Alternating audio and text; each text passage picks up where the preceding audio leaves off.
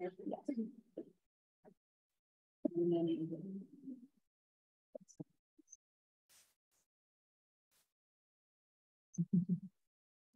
good. We're good. Okay. All right. Great. Aloha, everyone. Mahalo for coming to the Puna Action Committee meeting. Will now come to order at 4:01 p.m. here at the Pahoa Community Center. It is Thursday, February 1st, 2024. Happy New Year. I think we can still say Happy New Year since we survived our first month of the year. This meeting is held in person and by interactive conference technology, Zoom.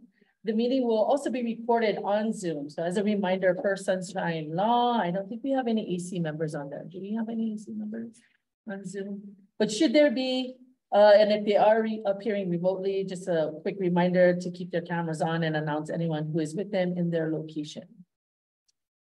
I can confirm. Nope.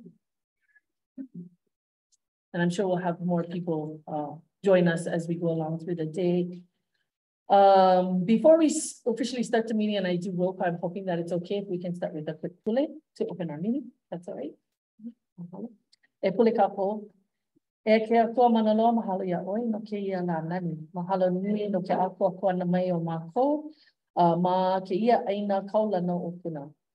We just thank everyone for being here today. Mahalo for bringing us all safely to the Pahoa Community Center to learn more about what the Puna CDP AC committee is doing this year for 2024. And we just ask for guidance, kukua, and support from our community that's here with us. And we ask these things in your gracious name. Amen. Amen. Mahalo, everyone. At this time, we'll go ahead through roll call. And so at this time, committee member, Franny Brewer. Yay. Committee member, Jennifer Sheppel. Present. Yes. Committee member, Leila Kealoha. Present. Committee member, Gregory Henkel. Here. And committee member, Martha Horishige. Here. And I'm Chair Kanoi Wilson. So at this time, we have quorum for our meeting. Leila. Oh, and I'm sorry. I think those that are not with us today, and I believe are excused, are Vice Chair Leilani DeMello and member Suzanne Osborne. Also from the Office of the Corporation Counsel, wait, she with us? Yeah. Oh, she's on, Suzanne's on there. Oh, there you are. Counsel Susanna Tiapula is online with us. Attorney for the committee. From the planning department, we have planning staff Bethany Morrison, Mariam Palma, Janice Hata, and joining us today is Tabelo Khalil. To clarify that Bethany Morrison isn't. Okay, sorry. No, that's okay. I thought she was online. Joining, yeah, I think she's joining really? later for the general plan presentation. Thank you, Susan. Oh, and she's online. Oh, there she is. Hi, Auntie Susie. Hi, Auntie Susie. Aloha. Sorry I couldn't be there in person with you today. I have a 5:30 in Hilo. So we have committee member Suzanne online with us. And then can you just mention if you have anyone else in your location with you, except for minors? No, nobody here. Okay. All right, mahalo. If Keiki comes home, I'll let you know when he comes home. Okay, great. Thank you for that. Just a few housekeeping. Please make sure your cell phones are turned off or on silent mode. If there's anyone here who would like to testify, please fill out the sign-up form and give it to our staff. Zoom testifiers, if you are planning to, can send a message in the chat to the Zoom host indicating which item you will be testifying for. And then we ask that everyone please state your name before speaking. To all of us who are attending here in person, please remember to speak toward the owl. This is the owl right here. And the camera microphone so that everyone on Zoom can also hear.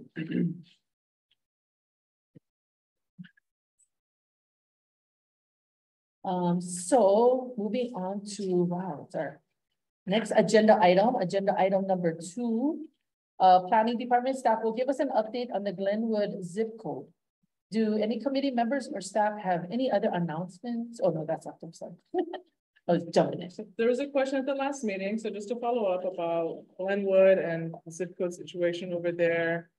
Oh, I'm sorry. Oh, got you. So at the last meeting, there was a question about Glenwood and the zip code. There's a question about whether planning had anything to do with that and whatnot. So we went back, talked around, and it looks like that's purely handled by USPS. That's something that we couldn't really make much more progress in that way, but yeah, just wanted to give that little update on that. Continue, Chair. Thank you, staff, for that.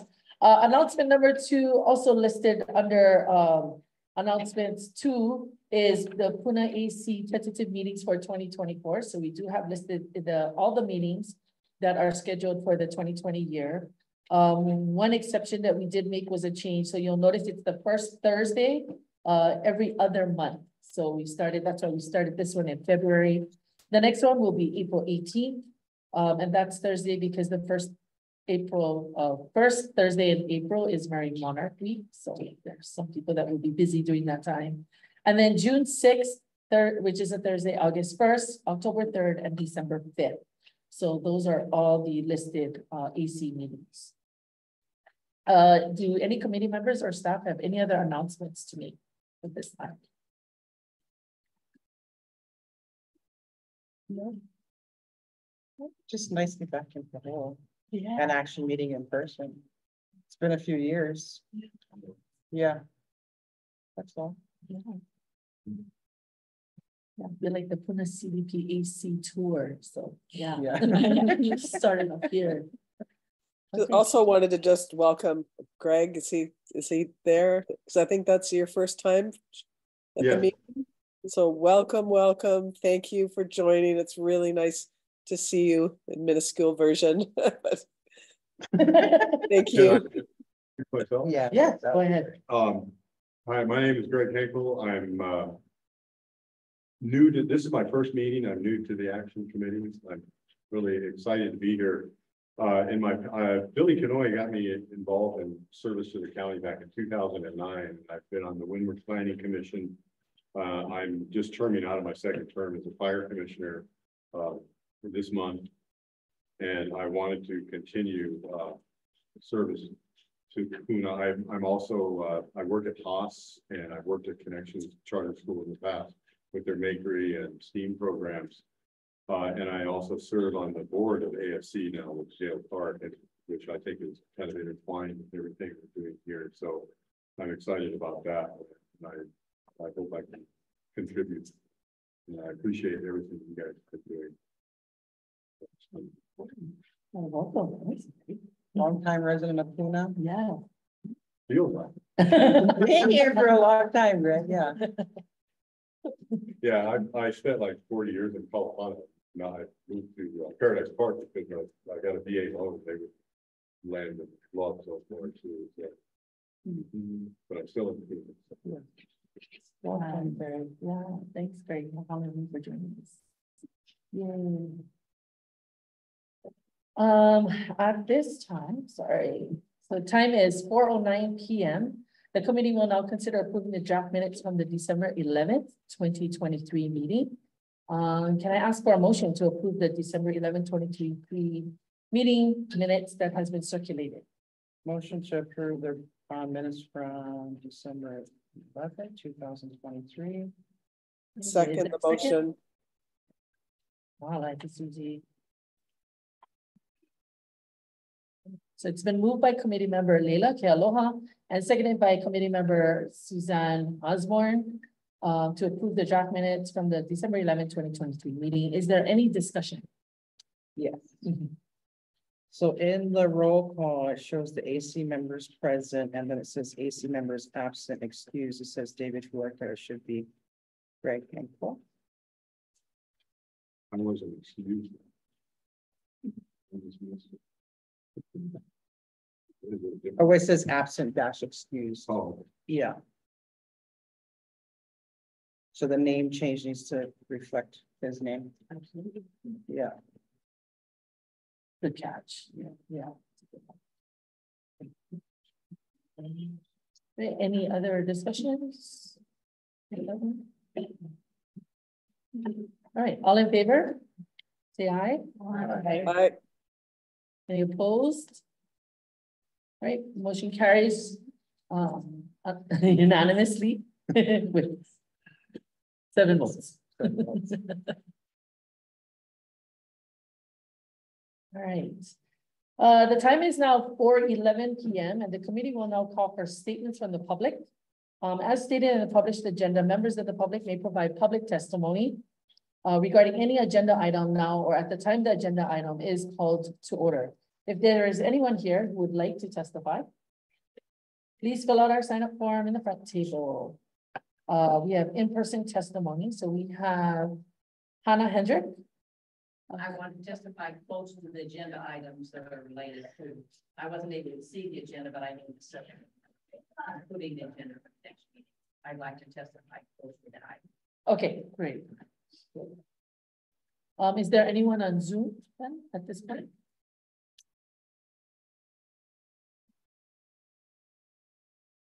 Nothing in the chat?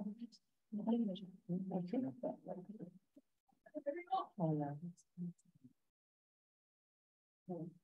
Turn off the lights. Yeah, Yeah. I'm thinking it might be better, like, Yeah. less glare wise or something like that. There you go. There you a go. little bit Yeah, better, that's yeah. better. Okay. All right, at this time, since there are no other testimonies, public testimony, we'll go ahead. The time is 4:12 p.m. and the committee will now move on to business item number 1. The disaster recovery division updates. Today we have from the disaster recovery officer, Douglas Lay. Is that how I pronounce it, Douglas? Okay. Yes, Chair, perfect. Okay, great. So providing an update on disaster recovery projects. Is there anyone at this time that would like to provide any testimony on this item who has not already done so? I'm sorry, what is the name of the item? Disaster recovery division update.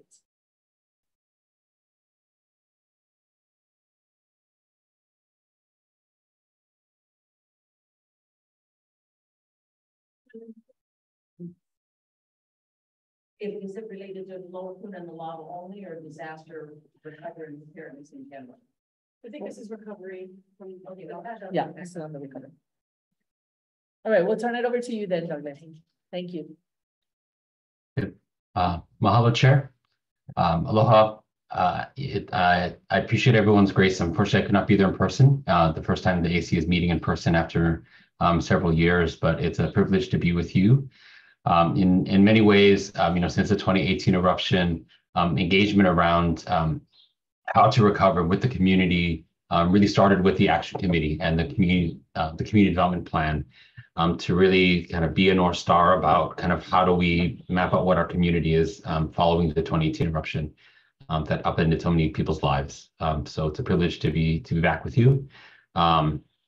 Is it all right if I could share screen? Yes, please. Okay. I think we just have to make sure he has access. Yeah, it's allowing me, so maybe it'll work just fine. Great. So I just have a brief presentation to kind of guide a bit of what I'd like to share as an update. And I want to acknowledge a couple of members of our team who are here also joining us, Zoe Callahan, who coordinates our Revitalize Puna effort, and Jen Myers, who supports our communications and public engagement in that respect. I'm happy to walk through kind of where things are across the many facets. Some of this programming work that I'll describe is work that our team within the planning department coordinates and administers directly. But of course, with the significant infrastructure projects that we are planning for the inundated areas of Puna Makai, that all that work is done in close coordination with Department of Public Works, Department of Water Supply, and Parks and Recreation. There's a lot we could say, and if AC members have any questions, happy to kind of have a dialogue about the important work that's happening to restore infrastructure to the inundated portions of Puna following the 2018 eruption. This work, in short, includes the restoration of roads along Poho'iki from the Y down to Poho'iki Road, apologies, from the Y down to Poho'iki. along with the restoration of Highway 137 from Four Corners all the way down actually into Mackenzie, where we know are some of the temporary improvements that were made to get folks back into the Kipuka in the months that followed the eruption, and restoration of the Kumukahi Lighthouse Road, that section that was inundated at Four Corners. Water lines are being restored in conjunction with a number of the road projects along Poho'iki Road, as I described, kind of Mauka to Makai, and also along Highway 137 from kind of in and around KVC Road, that area of Kapoho, down through to Poho'iki. What's going to be really critical is not only restoring that water along areas, especially those isolated or non-inundated farm lots in and along Poho'iki Road, but I think important to everyone is getting water service back to Poho'iki and Isaac Kepo'okalani Hale Beach Park. So that is part of the intention around kind of the road restoration and the water lines. We've been through a lot as a community without this infrastructure in place. I want to recognize that. What we've been tracking and trying to keep the public updated about is what it's going to take to start construction, because that's what we all are anticipating. And so for folks who may be aware, it is the Federal Emergency Management Agency, FEMA, that is providing the county funding to restore this infrastructure. This FEMA grant includes about, for the roads is about $82 million, and for the water supply projects, it's about $40 million. And there's a series of projects kind of throughout the Puna Makai region to not only restore water that was impacted by the eruption, but also to build redundancy and resilience kind of from HPP through Maku'u and all the way down to Kalapana, where unfortunately there is actually some damage that has existed since the eruption kind of reached the ocean down there. And so what we're focused on, though, is starting this road restoration with the water line. We completed, or FEMA completed, an environmental assessment in November that many of our community were very actively involved in. So, want to kind of share our mahalo for engagement around that. After that environmental assessment was published, FEMA issued a notice to proceed, the green light essentially for the county to begin our work to get the project started.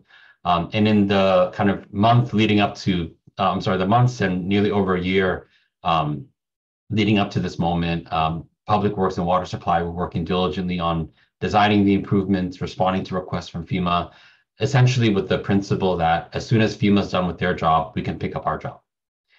So where are we on February 1st? The road and water line projects are being restored in several segments. So from Four Corners kind of into Kapoho, being the first segment to be restored. That one is where Public Works reports that it should be out to bid later this month.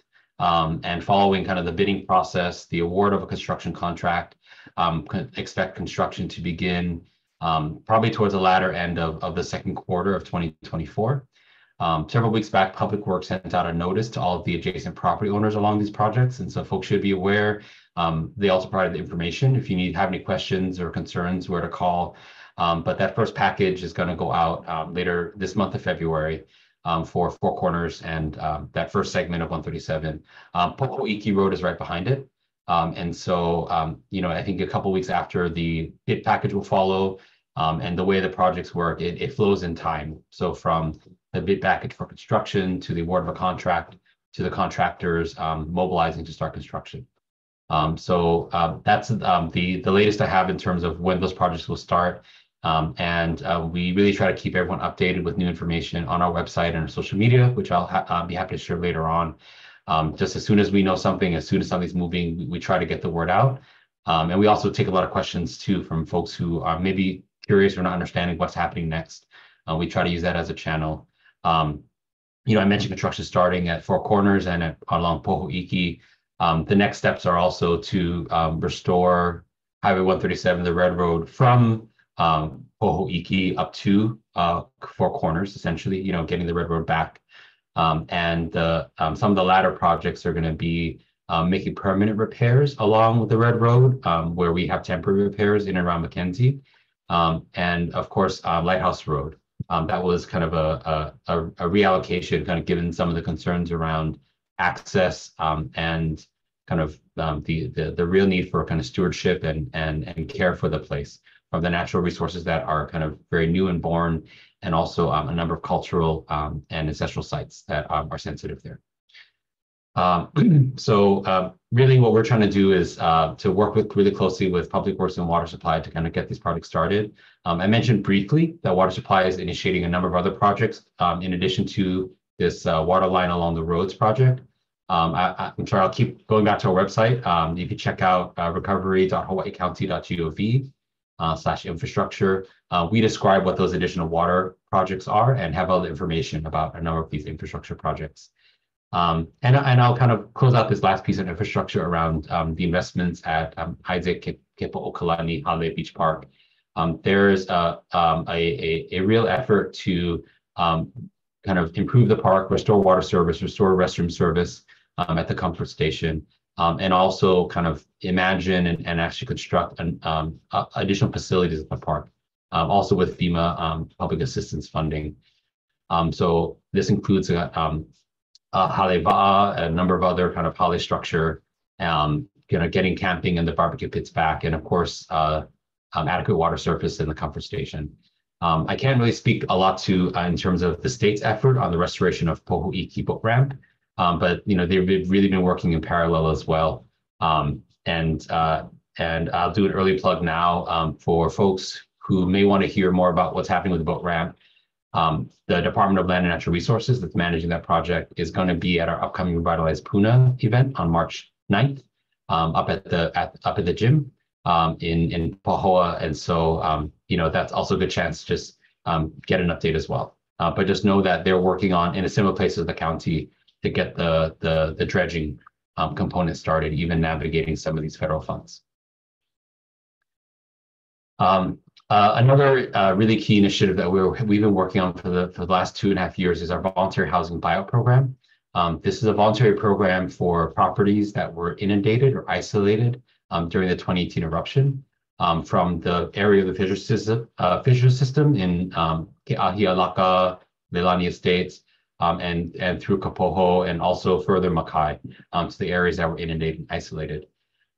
We've designed the program to serve primary homes, to also serve second homes, and then our third phase will be to serve undeveloped properties.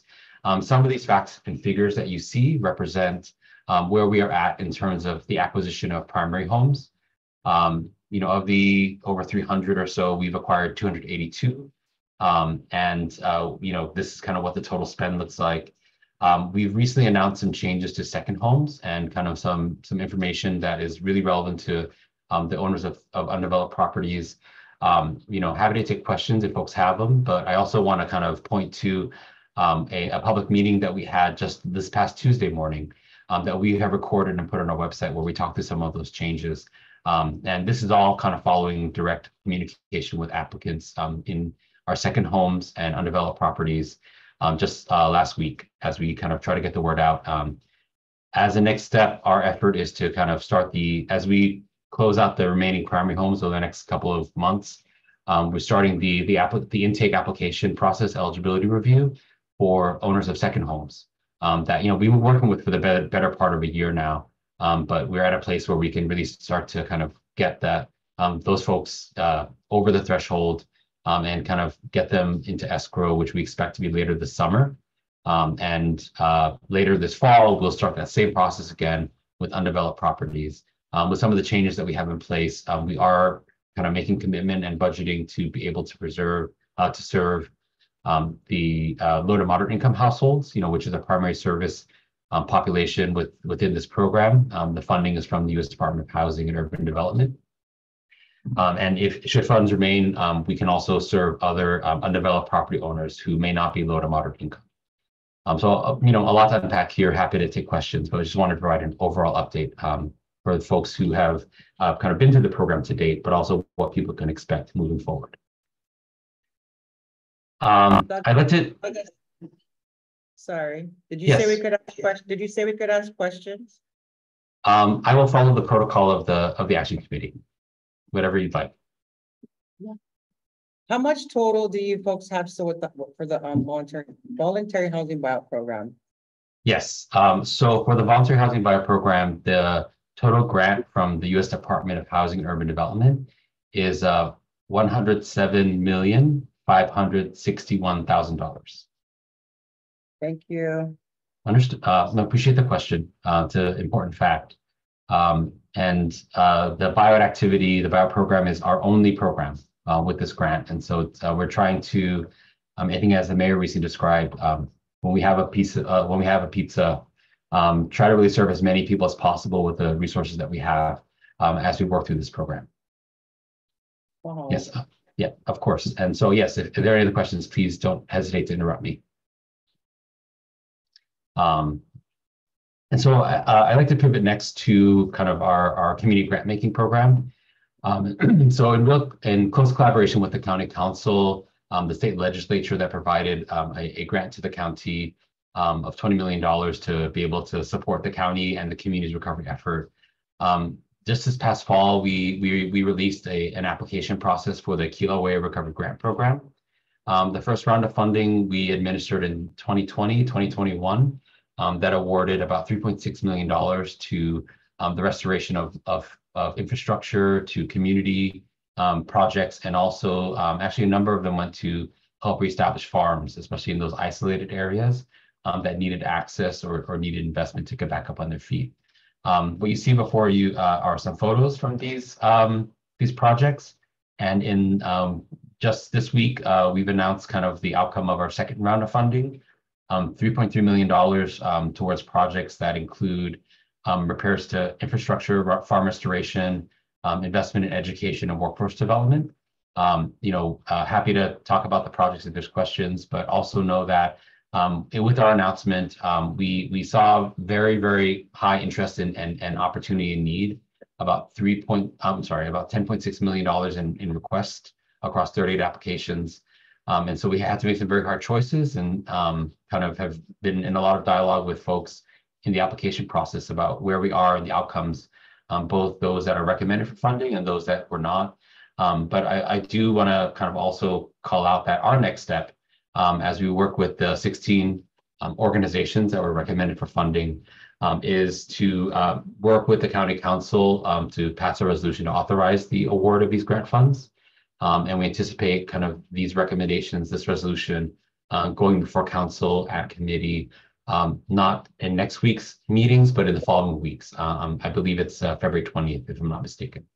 Could someone get that information out to us when that is going to happen? And do you anticipate do you have any concerns given the community feedback and concerns I know you have received, and I've tried to help navigate with some of our community members? So absolutely, when the items are agendized, we've announced on our website, and there should be a press announcement as well. So we're trying to get the word out to folks through our social media also. When the items are agendized, we would be happy to kind of get that to the action committee if there's interest, and also to grantees and to the public, right? Once something is agendized with the council, we all have access to that information, including the copies of the resolution, the information we provided in seeking the county's authority to enter into these agreements and authorize the grants.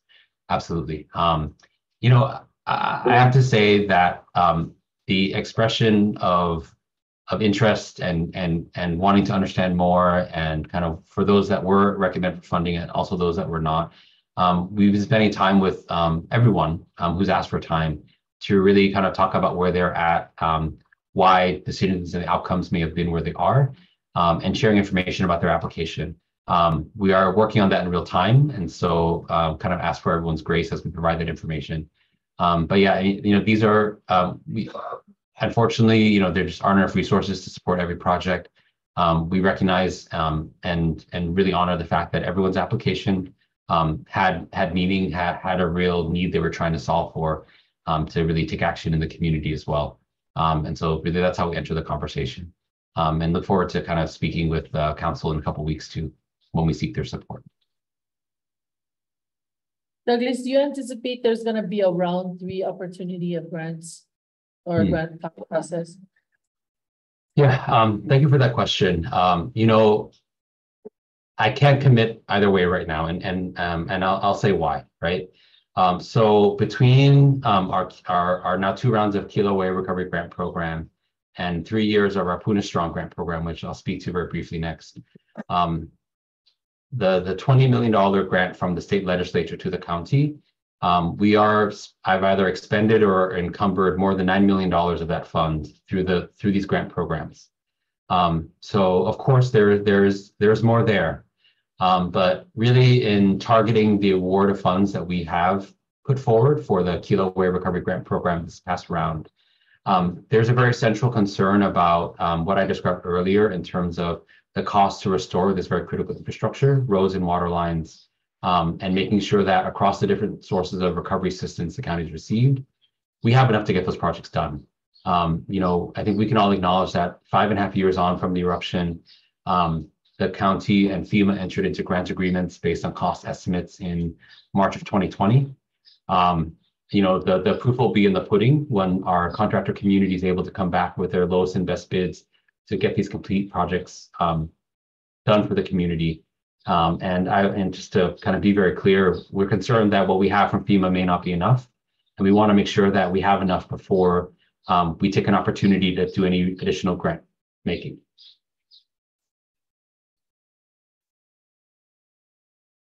I hope that that was able to address your question, Chair. Yes, thank you. Of course. And I think for a second point, a number of folks have been very involved in our Puna Strong grant program, where the Kilo Way Recovery Grant Program was going directly to projects, some very kind of significant investments, as some as high as $500,000.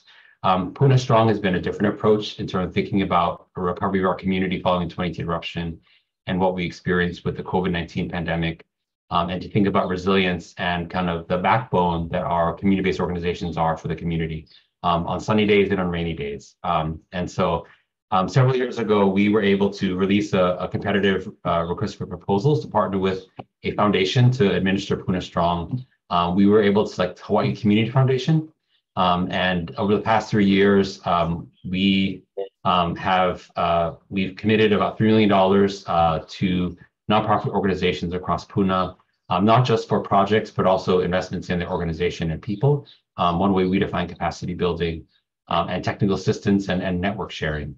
And so they are smaller grants relative to some of the other programs I've discussed.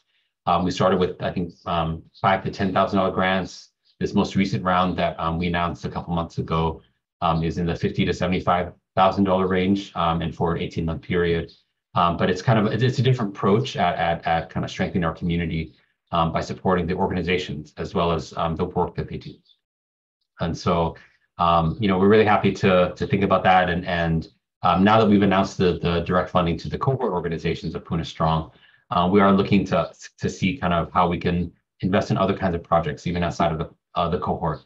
And for the county investment to this Puna Strong program, Hawaii Community Foundation has been able to also contribute their knowledge and expertise in supporting community organizations, big and small, but also philanthropic dollars to kind of leverage with the public investment in this grant program over the past several years. A lot of details on who's who and what the program funds is on our website as well. And kind of just to close out, I promise, I want to kind of recenter on some of the other community-based work that we're doing. After the eruption and with the release of our Kilo Way Recovery and Resilience Plan, we envisioned and kind of put out an idea into the world around resilience capacity areas.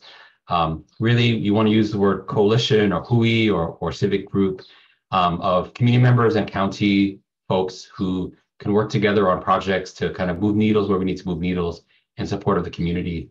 I'm very kind of privileged and proud to say that a number of longtime AC members, Vice Chair DeMillo, Susie, Layla, Franny, are in leadership roles and actively kind of nurture and support our resilience capacity areas that cover economic development in the built environment, working with our OPO, the natural environment, all kinds of things that are important to our community, 6 groups overall. I want to lift up some projects that are here, including kind of volunteers and many community members who are part of the Paint Pahoa Town project over the last couple of years.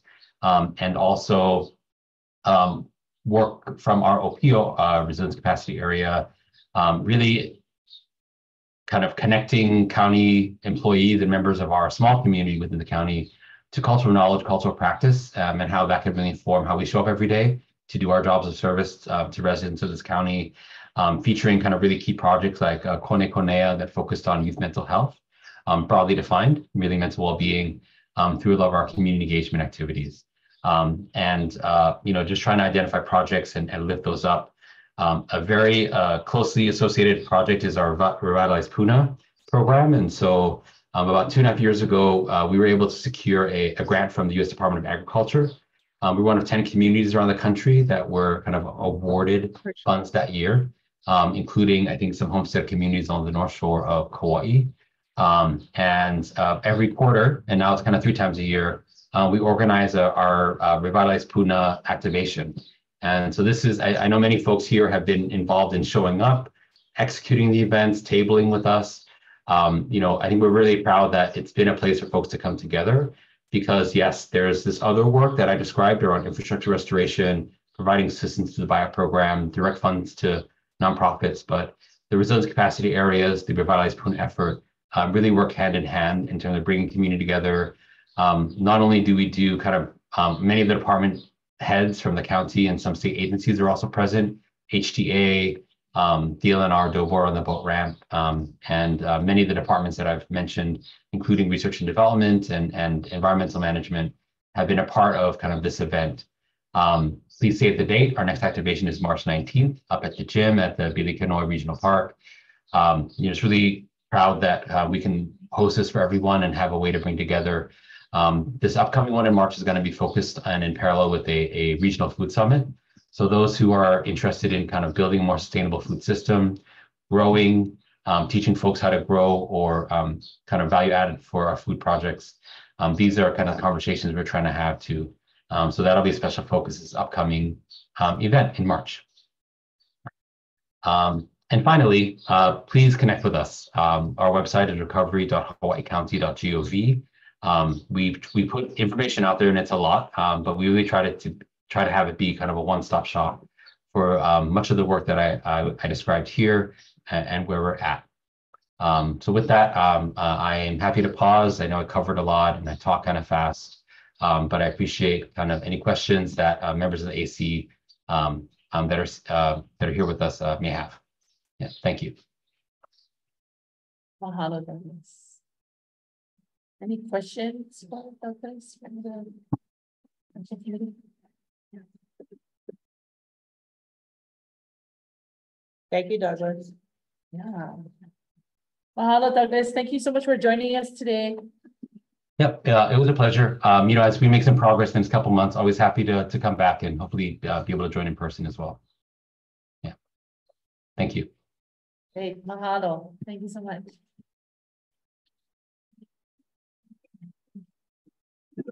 You guys okay? Back on. Okay. All right, at this time, it's 4:39 and the committee will now move on to business item number 2, Pahoa Transit Hub and Library Project updates. So we have a member of the Pahoa Transit Hub and Library Project team who will be providing us a brief update on the project, including next steps for the community to participate in the upcoming environmental assessment process. At this time, is there anyone who would like to provide testimony on this item who has not already done so?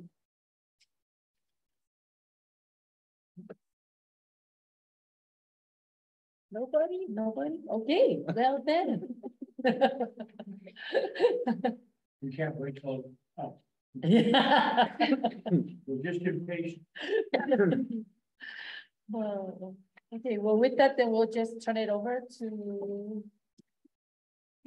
the team to provide us an update today. So thank you so much for being here. Mahalo. Yeah, thank you for having us. Kalamai, while I just get myself. Yeah, go ahead. Here. Go ahead. Am I able to share my screen? Yes. One second. And hopefully you folks can see me okay too. I'm going to try to use my outside voice. Okay. Yeah, funny one out there. Music going on.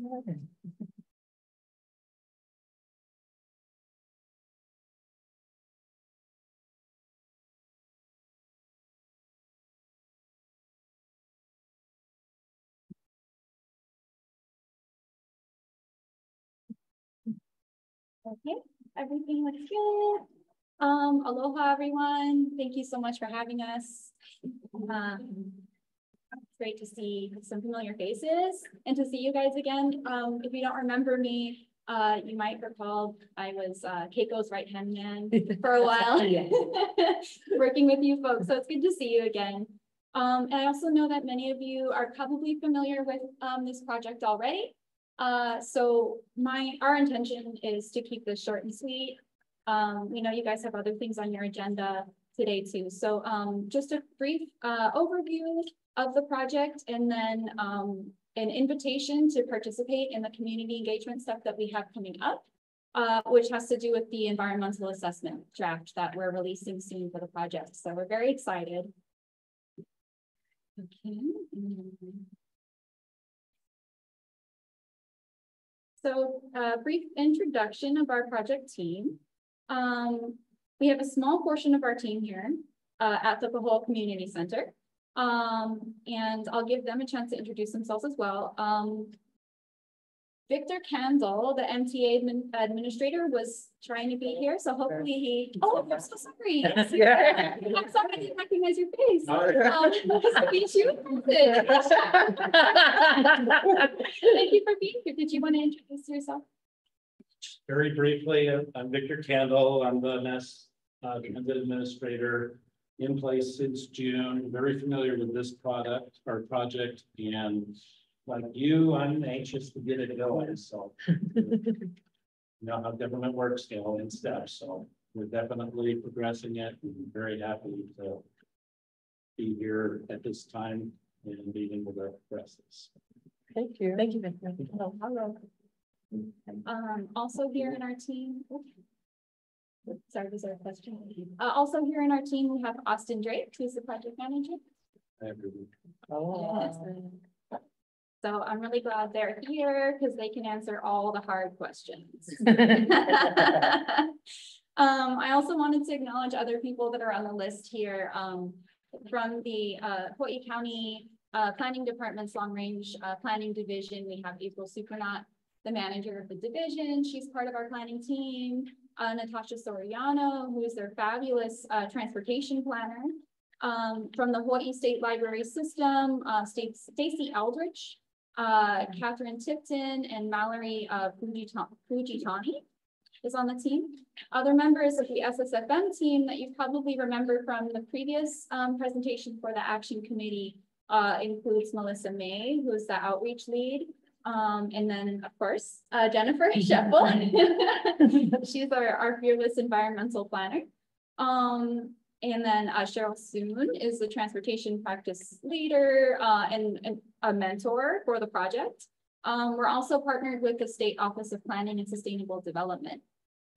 Lastly, my name is Heather Bartlett. I'm a recent addition to SSFM's planning team.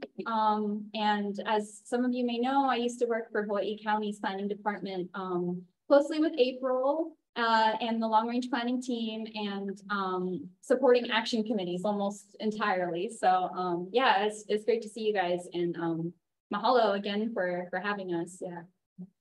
Mahalo for being here. So I wanted to give a brief bit of background on the project. So the project was identified in the county's transit and multimodal master plan in August of 2018. It identified 5 goals, and one of the goals was to create transportation hubs and bus stops with amenities that provide rider support and safety that help support community and village gathering spaces. So the plan recommended a hub and spoke system for all the districts on the island, including Puna. And it was intended to provide, so the project, the Pahoa Transit Hub project, is intended to provide transportation services to the community in a central area and to provide community gathering spaces, amenities, and other services within a walkable town center. And if you are interested in learning more, can you check out the multimodal master plan online. Also wanted to provide a general timeline for the project. So back in 2019, the Mass Transit Agency initiated public outreach to identify transit hubs for Puna. In 2021, the Hawaii State Public Library System released a draft environmental assessment to locate a new library in Pahoa.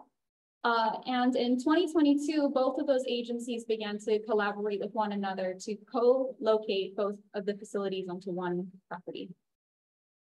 In 2023, we conducted a site suitability analysis of 11 sites around Pahoa town with a bunch of different parameters to measure the suitability of each site. Of that suitability analysis, 3 preferred sites came up to the top. And we conducted a community meeting, Maku'u Farmers Market pop-up. We came to the, well, at the time I was at the county last year, the Puna Action Committee, and then a library pop-up was set up to, so people could pop in and learn about the project at the library.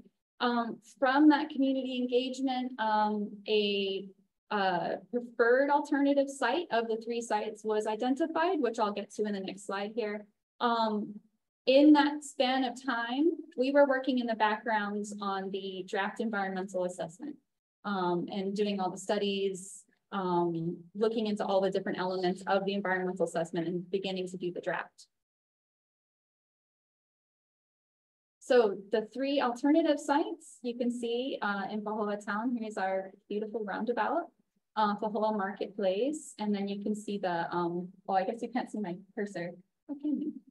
Okay, the Puna Kai Shopping Center. So alternative 1, which is our preferred alternative, arose from community engagement events that we did, public comments that we received, and polling that we did with the community. And that alternative rose overwhelmingly was the community's preference, situated right between those 2 shopping centers. Just down the road from that, you can see alternative 2, and then alternative 3 down here on the corner. Okay, so project tests, and where are we at now? So we've conducted a site selection process, evaluated the potential sites for feasibility, suitability, and desirability. Found our preferred alternative site. We've done work on conceptual design. This also involved community engagement work to look at design alternatives, infrastructure requirements, cost estimates for the comparing the 3 sites and that sort of thing. And now we're on the environmental assessment process. We're looking at environmental, biological, cultural, historical, traffic, lots of different things. And doing so in accordance with the Hawaii Revised Statutes, Chapter 343, and other requirements. Throughout all of this process, we've been doing community engagement with the Puna community, transit riders, elected officials, government agencies, and other stakeholders like you folks. And then hopefully you folks can see that. I'm sorry, it's kind of small on the projector screen. I did bring some flyers with us too. Yeah. So, so you guys can see it there too. There's also a link to our website on that flyer too. So hopefully that helps you learn more about the project. So here's our schedule. Right now in February, we're just at the cusp of releasing the draft environmental assessment. So we're doing all of our quality control, cleaning it up, fixing all the typos, gathering the last additional comments so we can publish it. Once a draft environmental assessment is published, it opens up a public comment period. And so you folks, people in the community will have an opportunity to read through the draft, which will be posted online, and provide us feedback. That feedback will then get rolled into a final environmental assessment, which then also gets published publicly. Okay, and so ways to stay involved and provide input on the project. Please visit the project website. We've got a lot of good information on there. It's at pahoatransit.hub.info.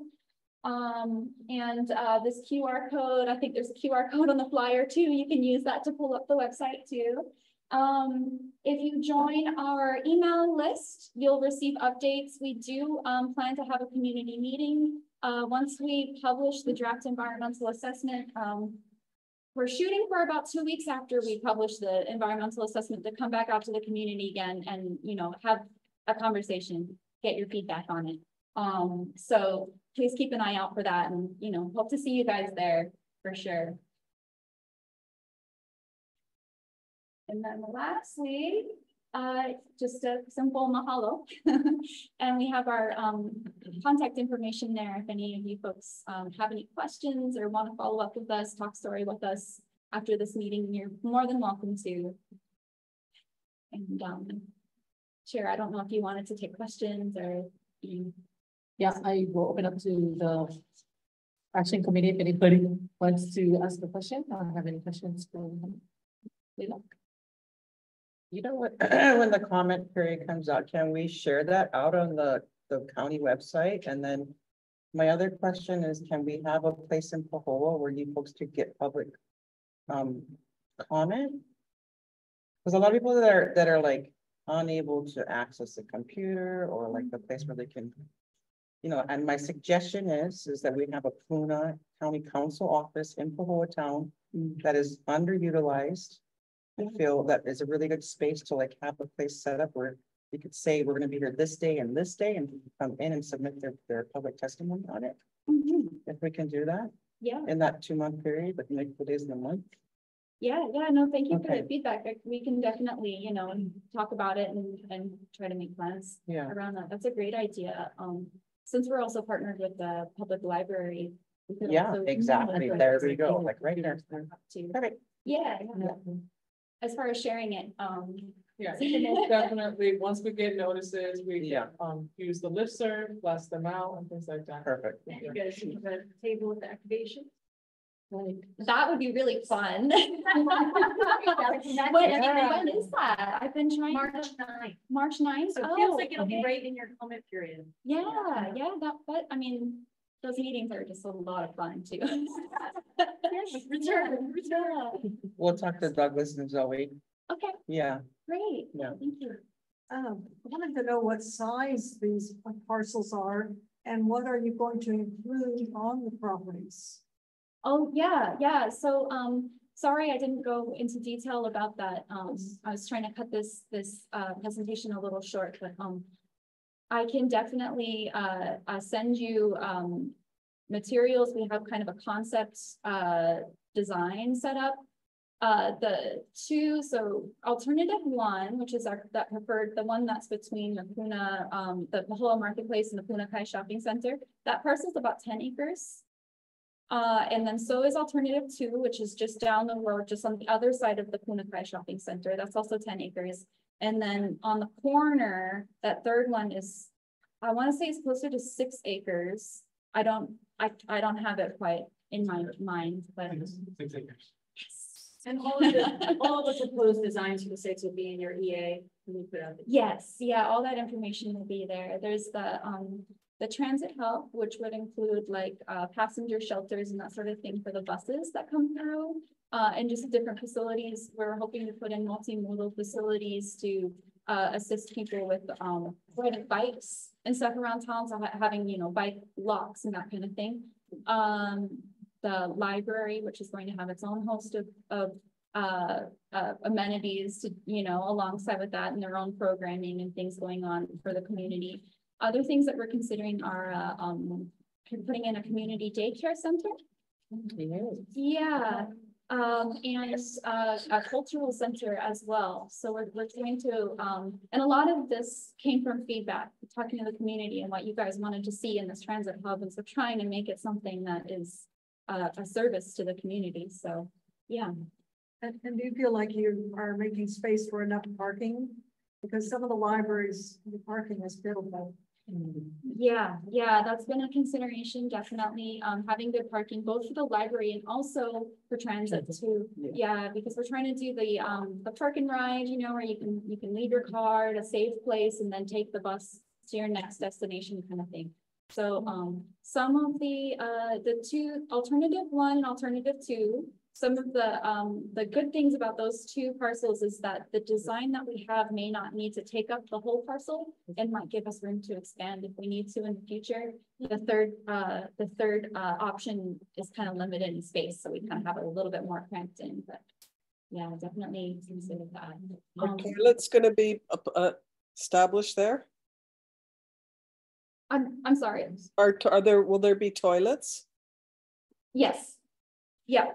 Public restroom facilities. Yeah. Gentleman back here had his hand up for a while. I'm the president of the Main Street Football Association. Oh, lovely. We've been working on this for years, not since 2018. So your history is a little bit off. Yeah, 2008. Yes, sir. Sorry, I just started the timeline. I to make understand. it simpler. I have a few questions and I have a couple statements. The three properties that you've selected, have you started negotiations with the property owners? And do you have commitments from them to sell the parcels to you in the event that you do approve it? Actually, I'm not privy to that. Yeah, so because there's more likely to be federal funding involved, I mean, so this next time have to complete the environmental process first before you do anything official property owners. With that said, to the property owners, we have reached out to, they're aware of the project and supportive of it. We will not be able to sign the concept. The site 81 on the whole side. The site one is the one that you cannot contact? Site 8. The other one. Oh, okay. Yeah. The other thing I was gonna say is, I'm familiar with SSFM, and you guys seem like you're the primary contractor for the county, for doing like consulting work. You folks did this work in 2018 and you came up with a completely alternative location. Oh, do I have to tell us that? Yeah, sorry, what do you Okay. call, this is part of public comment? I see. Yeah. So this is, you want to start the minutes? But they had a question Yeah. period, and so I was. So just for this part of the discussion, we're gonna leave the discussion being open to the AC members, I and see. then the chair. But County finishes, what do you call this comment? Call him my chair. That's my bad. No, that's No. okay. That's okay. Yeah. And so is there any other questions from the EC?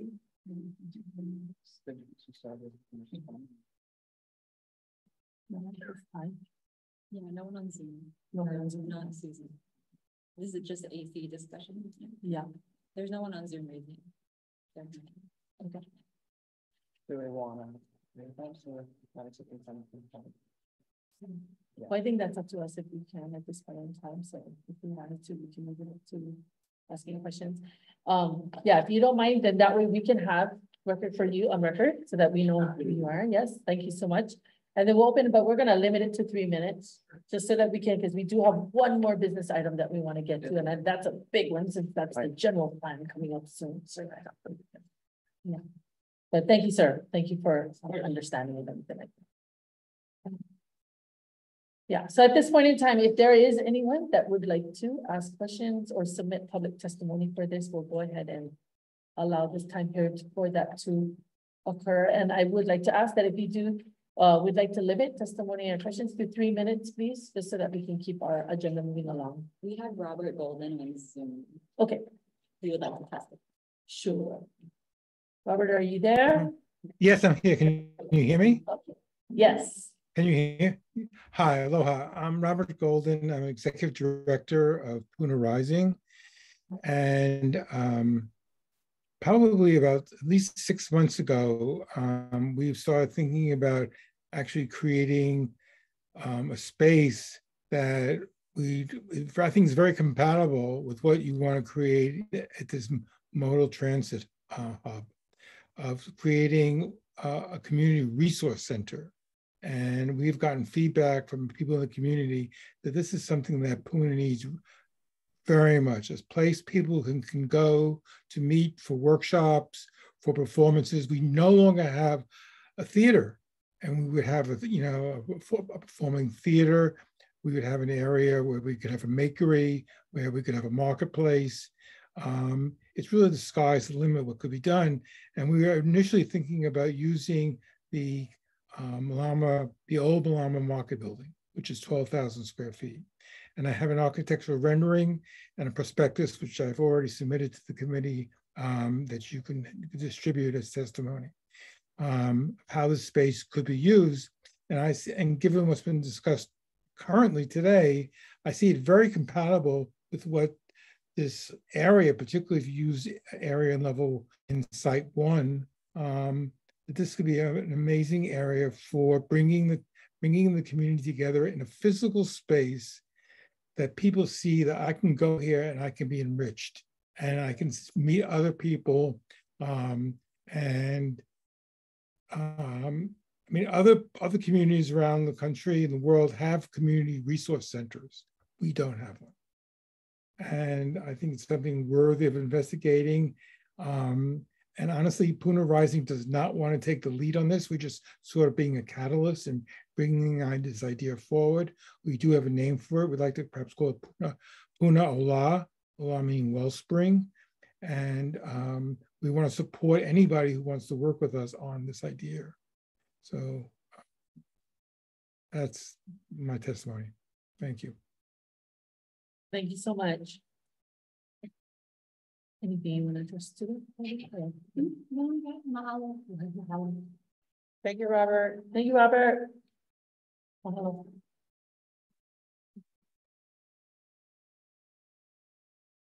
Any others on line?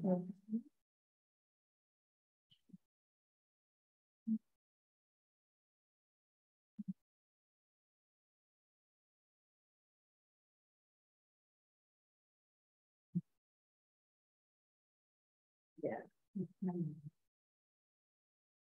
Thank you.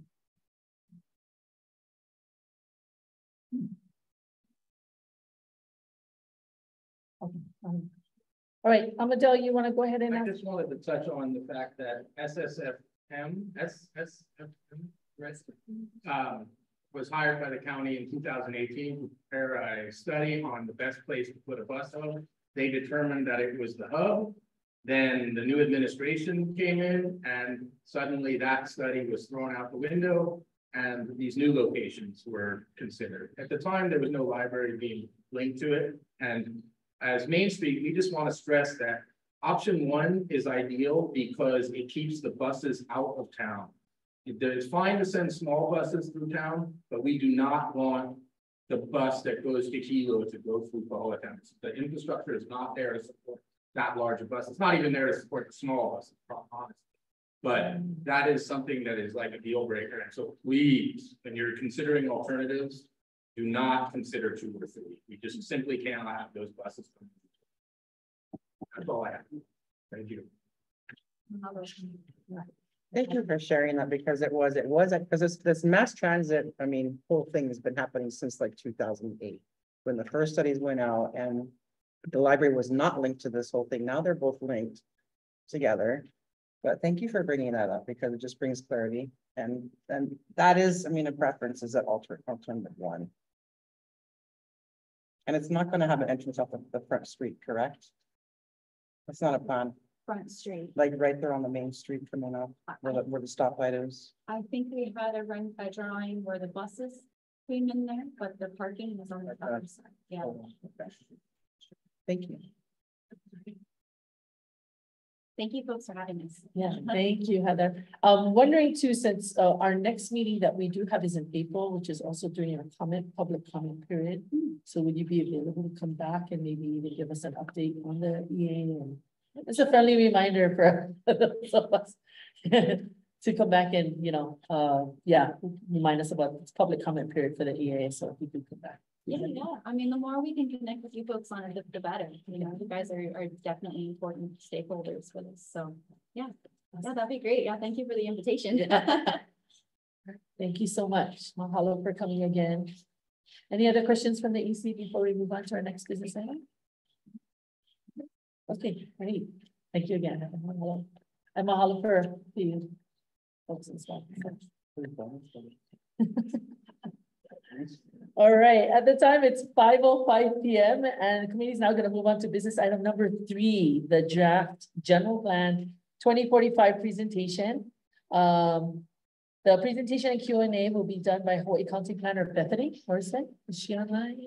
Is Bethany Do we make our comments now or do we wait up?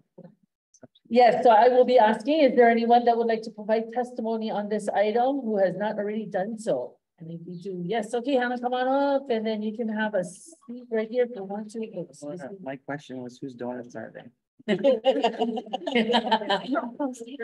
Yeah, well, please. It's almost dinner. And if you can introduce yourself, Hannah.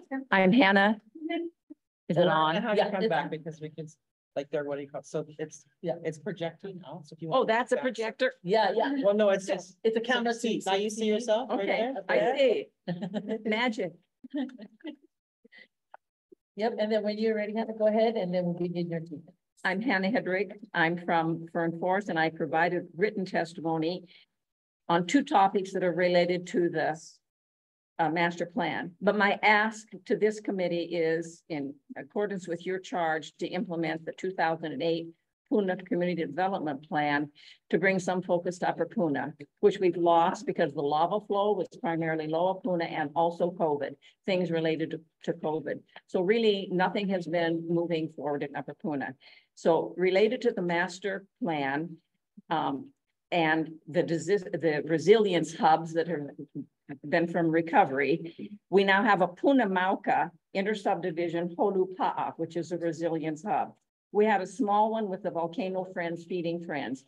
It's here in this newsletter, but I really want to draw your attention to when you're talking about hub and spoke and mass transit and education and so forth, connecting Upper Puna subdivisions, opening. So they've got this $2 million proposal for the plan. I'm asking that you consider as you're responding to the master plan to try to ask that people do things in pieces instead of waiting 10 years for big, massive plans.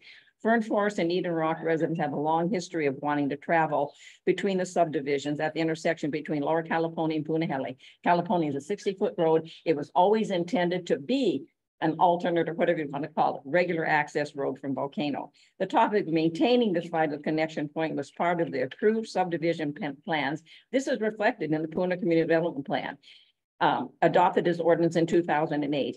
General inter-subdivision connectivity location recommendations were also reiterated in the County Council Subcommittee report accepted in August 2016. The Caliponia Punahele location was given the highest priority. It's #1 because it's relatively inexpensive. That report was created after extensive resident participation led by Patty Pinto, Marlene Hapai, and significant community support to demonstrate the link between emergency response and preparedness with open roads connecting the subdivisions. I made presentations right here to the PCDP there in your minutes.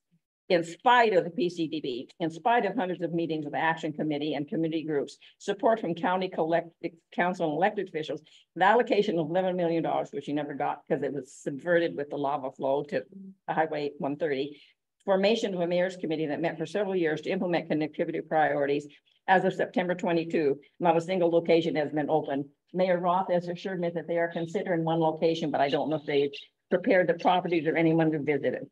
So this also is an important civil rights issue. You know, there was a civil rights complaint. We tried to bring it back in 2017 to get the county council to acknowledge the ruling from the Office of Civil Rights dated September 28, 2000, that the road barriers were cited as flagrant civil rights violations, disproportionately affecting, this is so important to me, low-income families, Native Hawaiians, and the rights of general residents to reasonable accessible jobs, and especially people with disabilities. And a side note, the Mayor's Committee on Disability is reconvening. I hope you all will be aware of that and encourage transportation everyone to take initiative in accessibility instead of being forced to do it.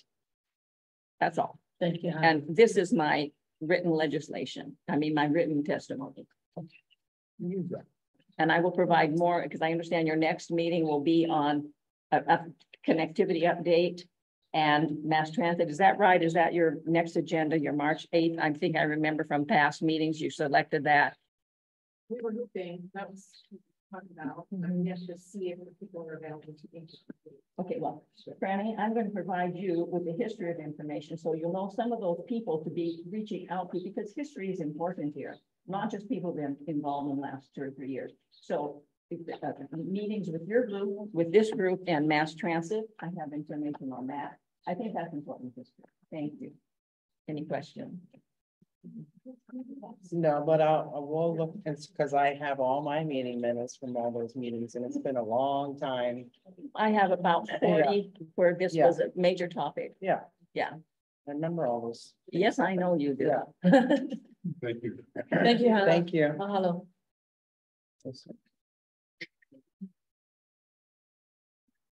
All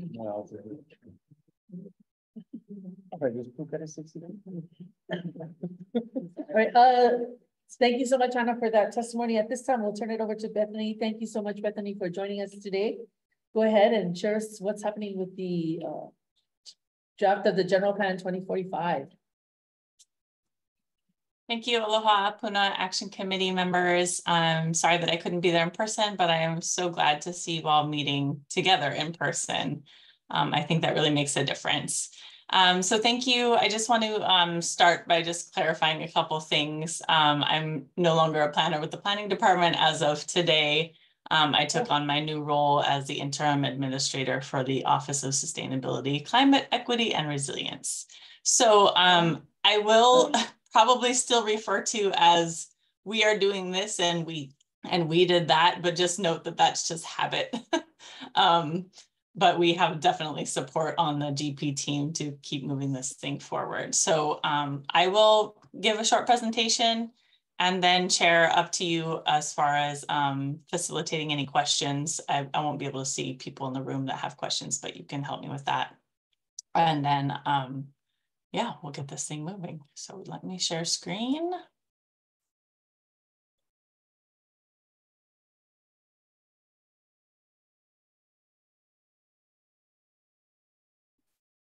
Okay, so we are starting our, finishing up actually our community engagement with, did myself get fuzzy? Interesting, sorry about that. On the update of our general plan and the draft that we have out for review. Tonight, I want to go over the purpose of the general plan with you folks, just sort of some reminders. A lot of you have been engaged throughout this process, but we will talk about the process that we've been on with a comprehensive update, the framework that we've been using, and then we will cover sort of diving into the draft so that you guys can see how we explore it, and finally next steps of how you can provide your important feedback. The purpose of the general plan is really laid out for us in county charter and also by the Hawaii revised statutes. It requires every county to have one. And it really is our comprehensive long-range plan for how we develop as a county. So it sets forth the policy, it sets forth you know, the direction as far as physical, economic, environmental, and social cultural well-being for the county. But in practical terms, it really is sort of our strategy for how we present a vision for the future, and then how we address, you know, all of the components that make our communities healthy and livable. And then we use it as a planning tool to really guide, you know, the decisions that we make around development, how we direct our future opportunities or our investments in infrastructure, and then even programmatic side for the county, making sure that there's alignment with achieving our vision there. So it's a very important document. But just to cover, you know, there's still some confusion about sort of what it is and what it is not. So this is sort of a helpful slide to talk about that. It's not meant to be a specific plan for growth or development. It's not a master plan. It's not a community development plan like you folks have for Puna. And it is meant to be sort of a living document. So it's really this broad island-wide vision for how we want to achieve things as a county as a whole. And this is just another way of looking at it and how it's connected to the community development plans, how it's connected to the department work that they do with their programs through their functional planning efforts that they do. And it filters down all the way down through county code and finally into the implementation of whether that's permits or actual operational or capital budget needs. So the importance to just keep in mind is all of those decisions that are made along this path all have to be consistent with our Hawaii County General Plan. The scope of the general plan is very broad. It really touches on everything that the county has, authority over regarding our economy, our affordable housing, public health and safety, preserving recreation and open spaces, how we provide for infrastructure, and then finally sort of how we develop a land use pattern that really addresses these needs for our community. The process that we've been on, before I get into that, I just want to share a little bit of history, land use history. And many of you in the room probably know this maybe better than I do. But we're fairly young as it comes to our decision-making tools for land use in the state of Hawaii. We have young statehood, and then we have our counties began to establish our charters, which is really our county constitution for how we do business. And then when that happened, we started to create our general plans. So our first one was done in 1971, and that's been comprehensively updated twice. So this is only our third comprehensive update for our general plan since the history.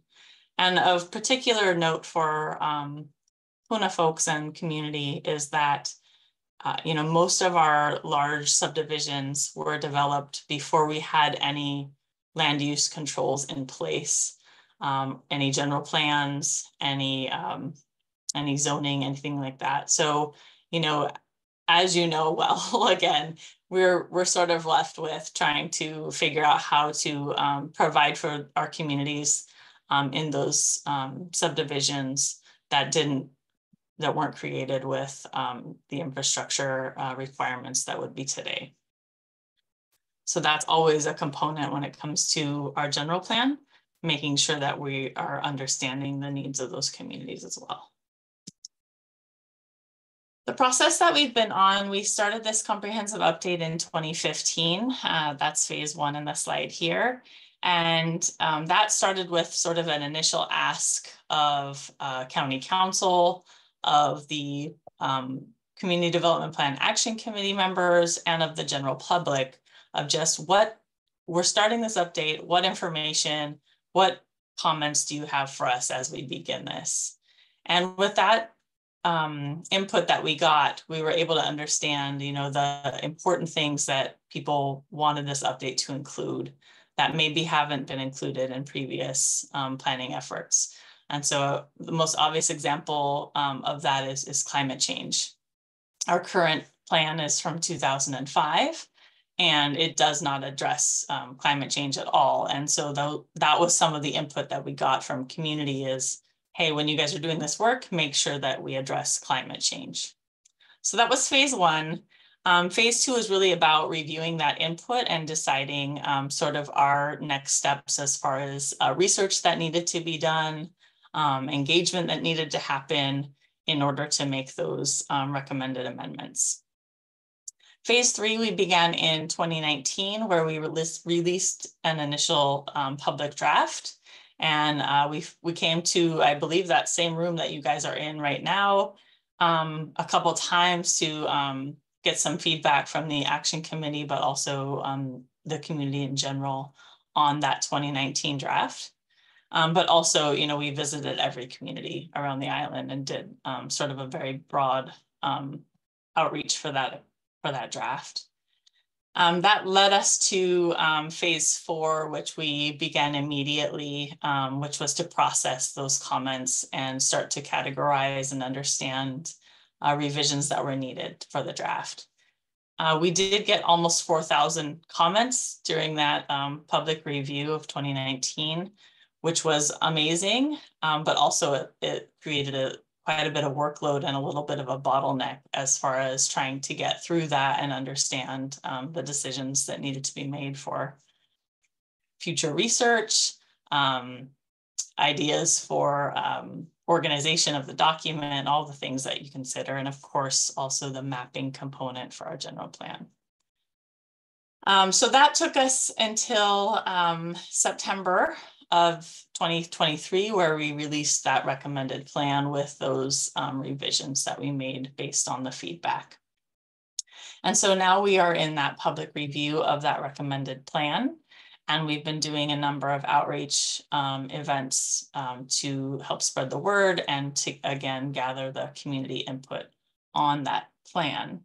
The next step will be the public review is open until March 1st. And then once that closes, the planning team will be going through those comments. In fact, that's already been started to really understand, again, the same thing of like, you know, what are the grammatical errors that we need to fix? What are the more substantial revisions that might need to be addressed? What additional research might need to be done?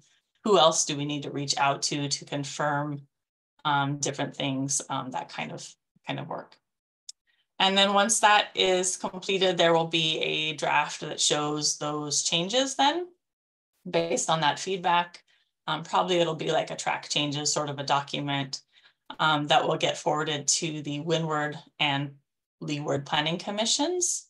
They will hold separate hearings and make their own recommendations on that draft that will then get forwarded to the County Council for their review and adoption.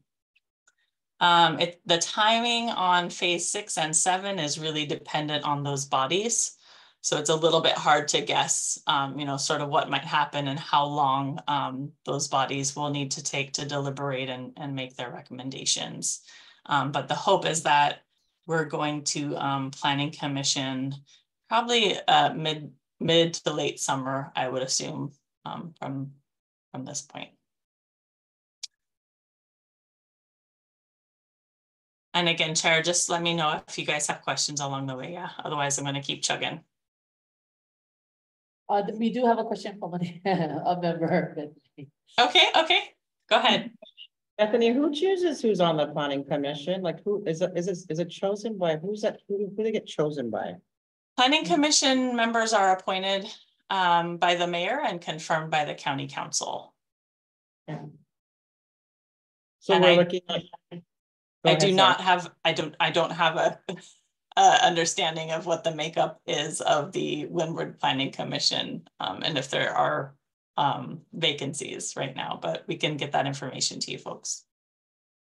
So, but we're looking at phase 6 going into the Planning Commission, and you said May, June? It's summertime. Okay. Summertime, yeah. Okay. I can't guess specifically because it sort of depends on, again, how many what the revision process looks like based on the feedback that we've gotten. Thank you. Mm-hmm. One more question, Bethany. Perfect. Is there right now in writing an online place I can go to look at the general plan? Absolutely. I'm going to demonstrate that as part of this presentation. I'll walk you through where you can access that and then sort of a little bit of how to access that. They're also available in hard copy in our public libraries and also in our planning department offices. Thank you. Sure. Okay, moving on to the draft framework. This was really an exercise in, luckily we have community development plans for most of our communities on the island. Even Hilo has one, it's older, but it still has one.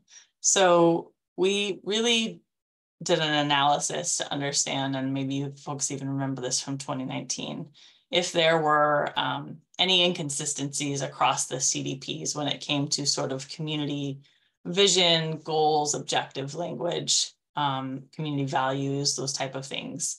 And what we found is there was a lot of consistency, and we used those everybody had sort of different terms, but community values, community objectives, to really create a vision statement for our entire island that sort of captured those things from the CDPs.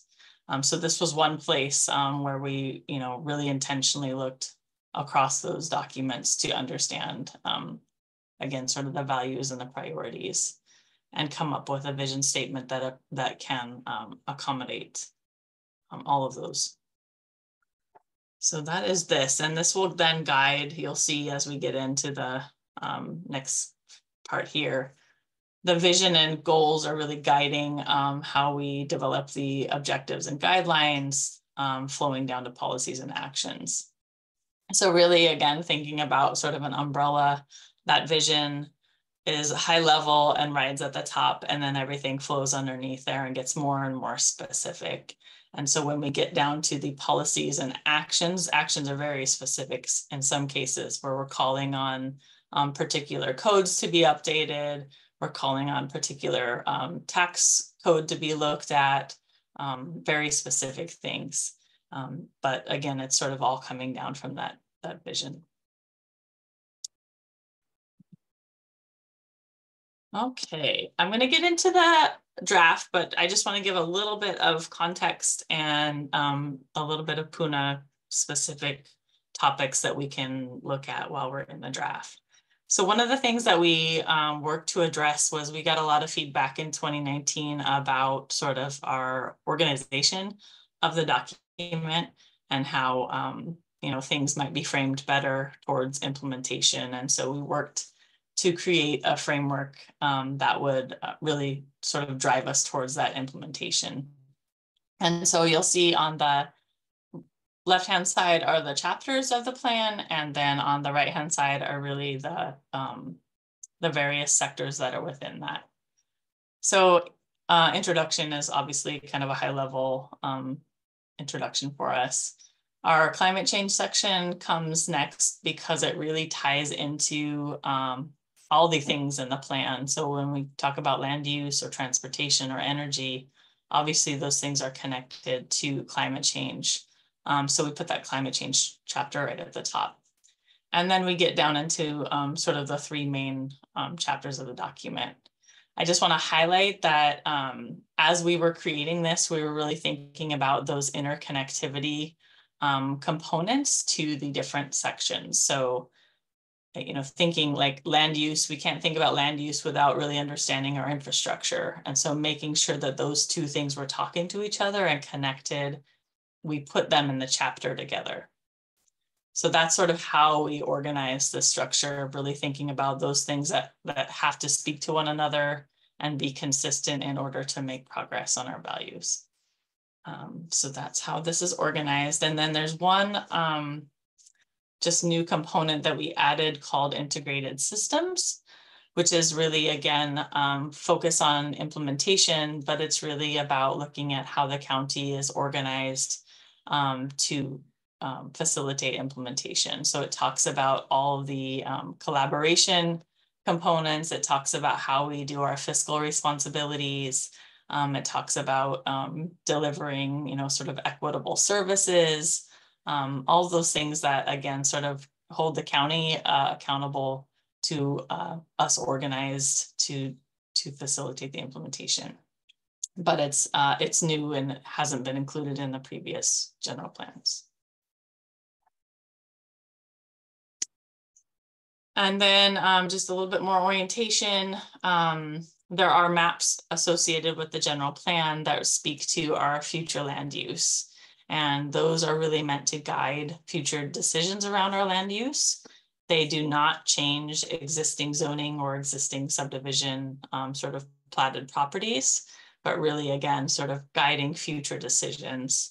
So that's just important to note. We have a very complex land use system in Hawaii where we have state land use, then we have our county general plan, county zoning, all that speak to sort of ultimately what you can and cannot do on your property. But at the general plan level, it's really just guiding what we want to see. What's the vision for our future? So I just want to make that clear as we get into that as well. And then a couple notes. So far we have, well, as of 1/17, we've received 105 comments from the Puna area. And so we're tracking on that just to keep note of who we might need to engage with more. But also it is self-selected as far as when people provide their district information. So it might not be 100% accurate, but it is a nice tool for us to gauge engagement. And then just a couple of things that we're going to look at when we get into the draft. I know that roadway connectivity, and I heard Hannah's testimony, definitely always focusing on that importance and the emergency preparedness. So we'll explore sort of how the document talks about connectivity, creating redundant routes, and definitely focusing on emergency access routes as well. And then hazards are important. Douglas gave a great presentation on sort of what we've been doing since the 2018 eruption, but we want to think about, you know, how we're planning around hazards in the future. And so we want to look at what we've done in the general plan to speak to that. And then finally, the maps, just important to note that we really were able to uplift the things from the Puna Community Development Plan, specifically around the use of centers and focusing then on where our urban growth should be and our infrastructure should be. So we can explore that as well. We'll be diving into this interactive platform that we developed for the use of this public review period. Sorry, my dog is barking. It allows you to go in and see comments that people have made. It allows you to interact with people's comments if you want to, and also explore the document, including land use maps that are available in that site. So I'm going to stop sharing now and just jump into there. And I'm also going to close my door once. Kid is barking.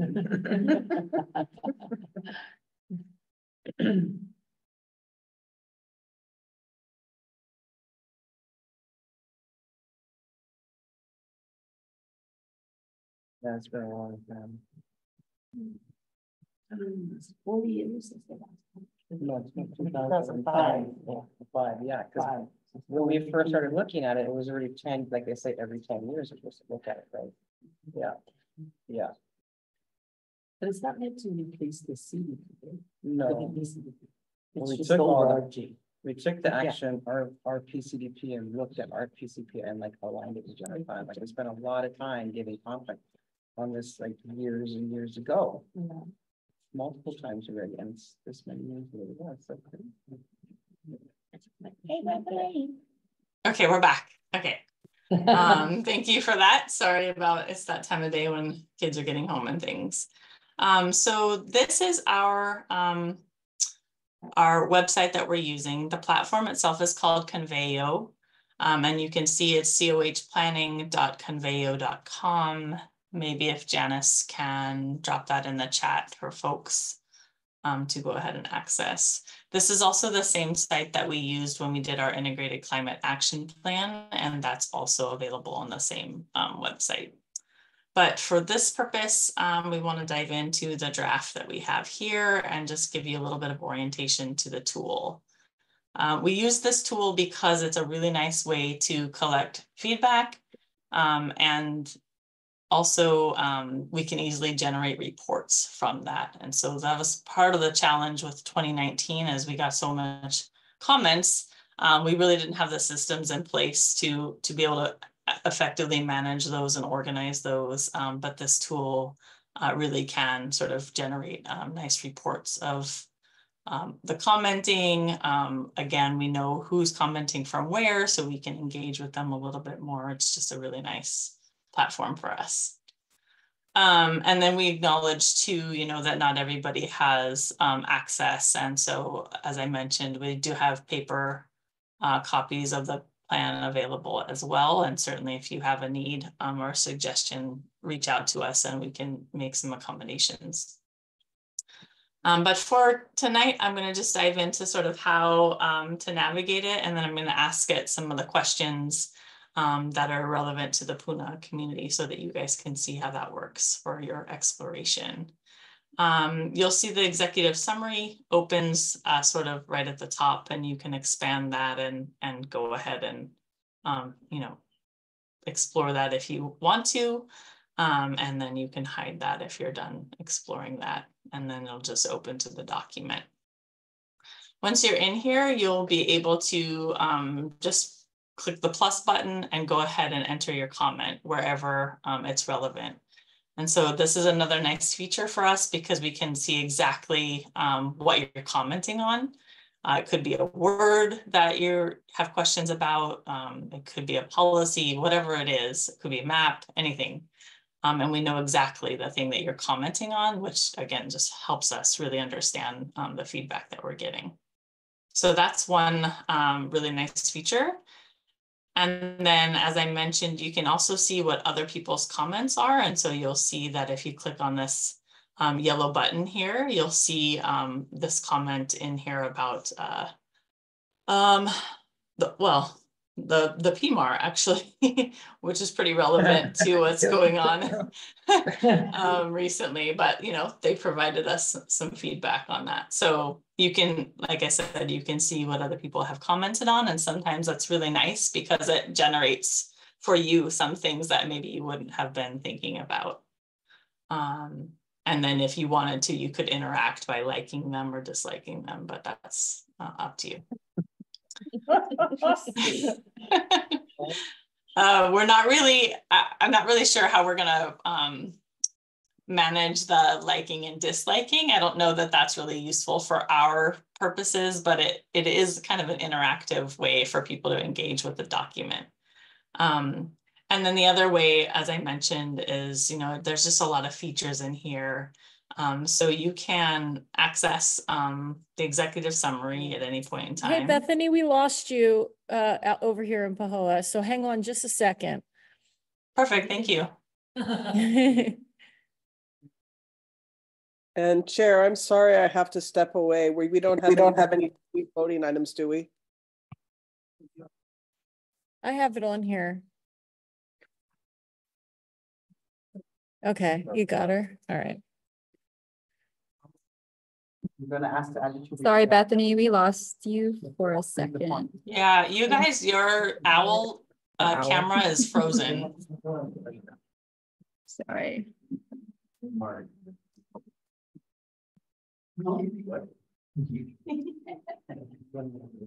Hi, Bethany.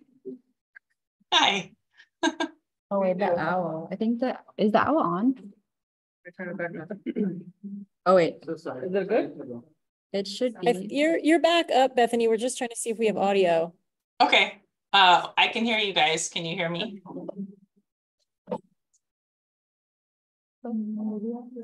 I can hear you. I'm not sure that the whole group. Oh, there we go. Yeah. Okay, should be. All lines are on. Try again. Oh wait, let me turn off the blur.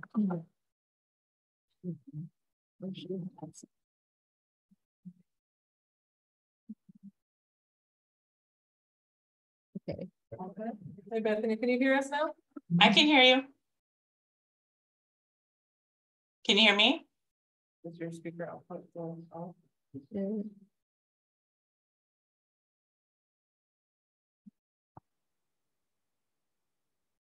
I apologize. I need to sign off. This is Susie. Can you hear me? Okay. Yes. Yep, we hear you now. Are there any voting items or this is just the final presentation? Yeah. This is the final presentation. And Okay. to keep note that we do have quorum. We have Okay. 5 members present here. Okay, Mahalo Nui and Kalamai. I had this Kalamai. Thank you very much. Thank you, If Susie. you have, there's we do have agenda items if you wanna. Oh, she went off. She said she had 5:30 thing, so like. Okay, she had to go. Sorry. Just want to note, for the minutes, the time is 5:40 when the two members, left the meeting.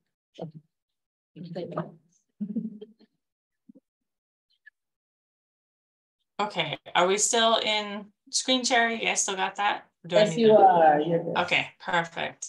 I was just showing the features that we have down here in this menu bar where you can bring up the executive summary. You can click on the search bar and we're going to explore that. And then also you can be in the full document. So another tool that we have with this, this platform is that we have access to sort of an AI experience. Sorry, can you guys hear me? Yes, we can. Okay. We have access to an AI experience where we can ask a question of the document and it will provide an answer based on a summary of the document and then also take us to places in the document to explore that information. So it's a really powerful way to navigate if you sort of don't want to scroll through the 200 and some pages, which can be a lot. Maybe you just have a very specific question or a very specific topic you want to think about. You can type your question in here. And so I'll just ask it, how does the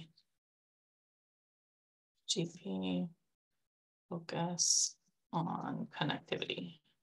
Oops, sorry about my typo.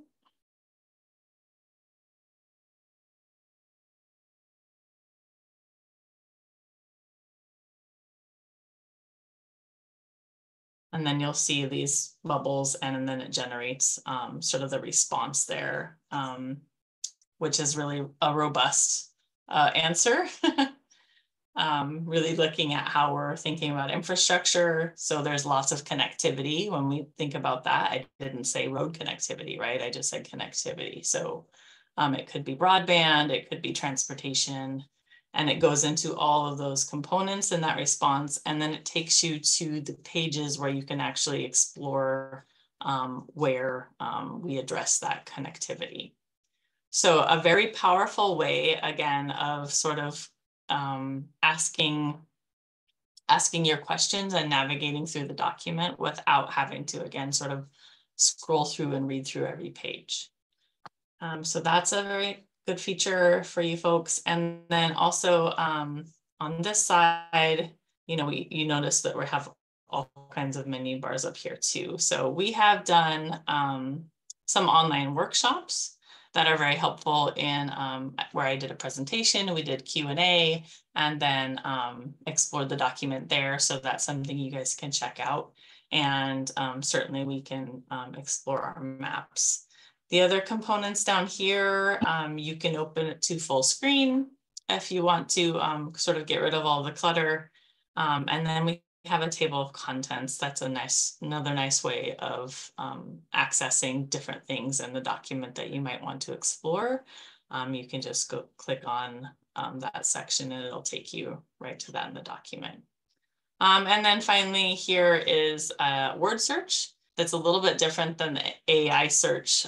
This is really just about a specific word that you're looking for. So bike lanes is something that some people really want to explore, and then you can click on it and it'll show you where in the document it talks about bike lanes. The tricky part is that right now it's also picking up the comments. So if you have the comments open, you can see where people have talked about bike lanes as well in the comments. And then finally, you can download the document if it's something, again, sort of that you want to explore on your own and provide us feedback in a different way that's not on this platform. You're more than welcome to do that as well using our general plan email. And maybe, again, Janice, if you can drop that email in the chat, that's a nice thing for folks to have. And then I want to show you the maps. There's a couple different ways that you can get there. Most of this platform is really about sort of providing accessibility.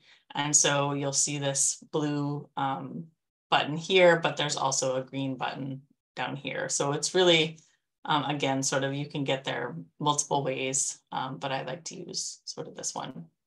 It will open it in separate browser window, which is nice because you have a full screen to learn and explore from. It automatically opens this about the map so that you can learn how to navigate and what the different things are. And you can also turn on, you know, there's different data layers. Do you guys still have me? Yes. Okay. I just saw a connection issue, so I wanted to check in with that. So the data layers that are available are really focused on sort of exploring this future land use map. We have gotten some feedback that other layers might be helpful, but we also wanted to keep it sort of simple and not bog it down. So we've put in sort of enough information to explore, but not get too dangerous. So I'm just going to zoom in into Puna so we can really see and understand what's going on here. And when you do that, you see that there are a ton of, well, not a ton.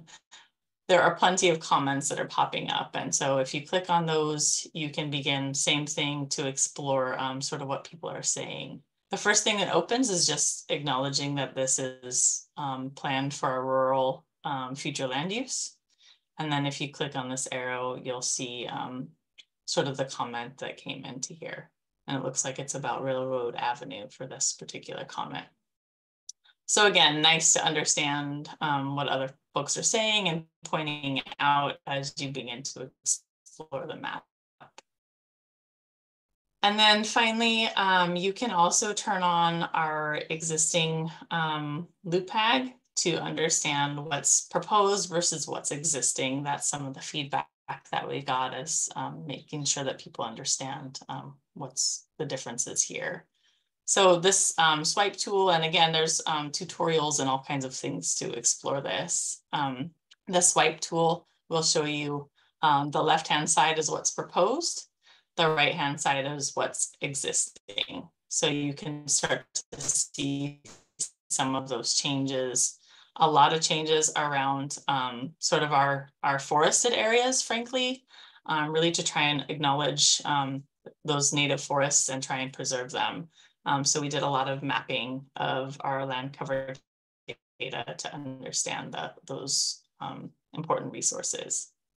And then if we zoom in a little bit more, you'll start to see also, you know, the very centers that were called out. For example, in Hawaiian Paradise Park. This is showing a designation, and we can explore what that means in a second. But having this area here really is signaling that this is the kind of uses that we want to see. This is the kind of density that we want to see, and really providing this community an opportunity to have some commercial and services access without having to hopefully, you know, travel too far on the highway. So the idea here and what the work you guys did with Puna is really to understand, you know, where are those opportunities to create some centers and have some jobs and services so that people aren't having long commutes. So we brought that right into the map to acknowledge that good work. And if you want to understand a little bit more about what medium density urban means, you can click on the map. Hang on, I gotta turn off one of my layers. Turn this on. You can click on the map, and then there is another feature that says sort of Conveyo document link. And then this will take you right back into the document to show you what medium density urban means. So what do we mean for that area in the map? So a lot of, again, sort of a lot of functionality with this tool. It does, you know, require a little bit of exploration, but I encourage you guys to play with it. We haven't broken it yet. So I think, you know, keep trying, keep pushing all the buttons and see what happens. And we'll make sure that our developer contractor can get it fixed. But yeah, it's been a really powerful tool for us. So you'll see that this search opened right up and says, you know, what if I have property that's, you know, within this medium density urban designation? What does that mean? And so then it walks you through medium density urban, talking about village or neighborhood commercial uses, single family and multifamily residential uses. And then it even talks about sort of that density of 13 to 35 dwelling units per acre for that medium density area. So you can, you know, begin to understand.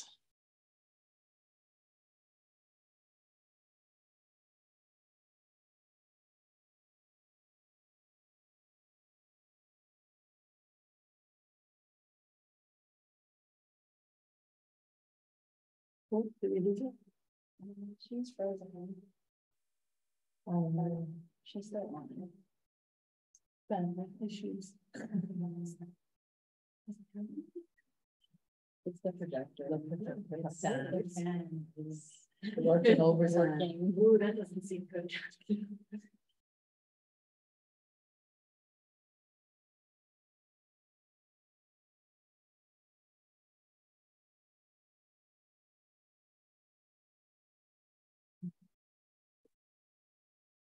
Oh, maybe we lost Bethany. Can everybody else on Zoom still hear us? Yes. Oh, there she is. Oh, there she is. All right. Hey, Bethany, welcome back.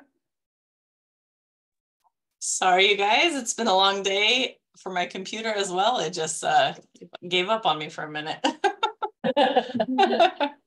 Okay, so we are back. Let me get back into that. Just quick response there. So again, you know, you can understand sort of what those definitions of the land use map really mean as far as, you know, the density and the different uses. And similarly, you can explore within the document where that information is showing up. And so again, sort of medium density urban, here's how it's described. Here's its density per acre, and then the type of zonings that you would expect to see in that area. And then again, you'll see that there are already comments in the map or in the table here, which you can explore and see what other people are saying. So that is the map component. Let me just check what other thing I wanted to, oh, hazards was the other one I wanted to share with you folks. So maybe we'll do it this way and see what we get. Environmental hazards we can explore, natural hazards. This is in our public utility section, so you can also see that you know, this tool is nice because you can sort of jump to the different places in the document that speak to these things, and note that they may not always be in places that you're expecting because it's, you know, it's nearly impossible to have everything where people logically expect it. And then again, you'll see in the comments, people will also be talking about, you know, hazards in this case. And so you can explore some of the comments in that as well. But I think what I wanted to show you is, might be faster instead of going through the comments side. We can explore it in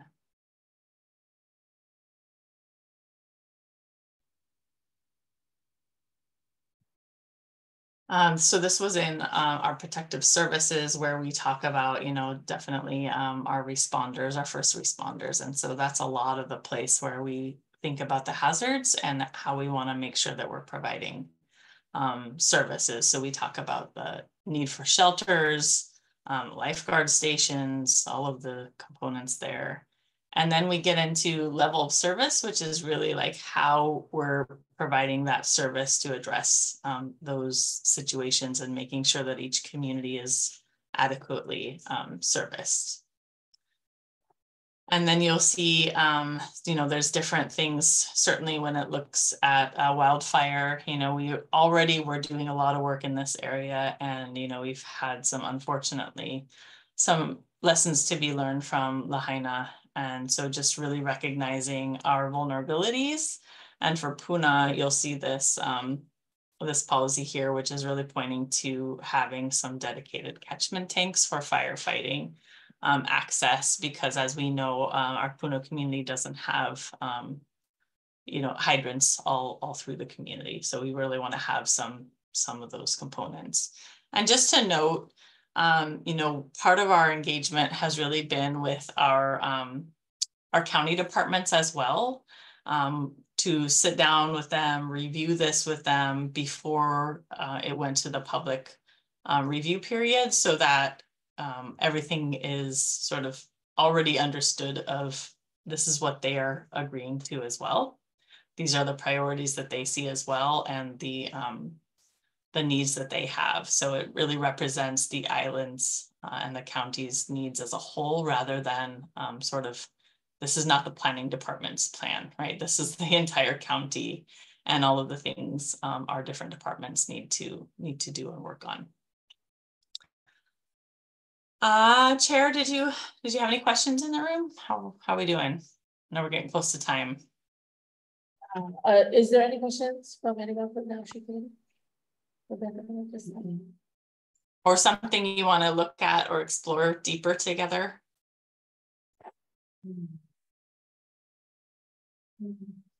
Does the general plan have any new roads that they're proposing in Puna?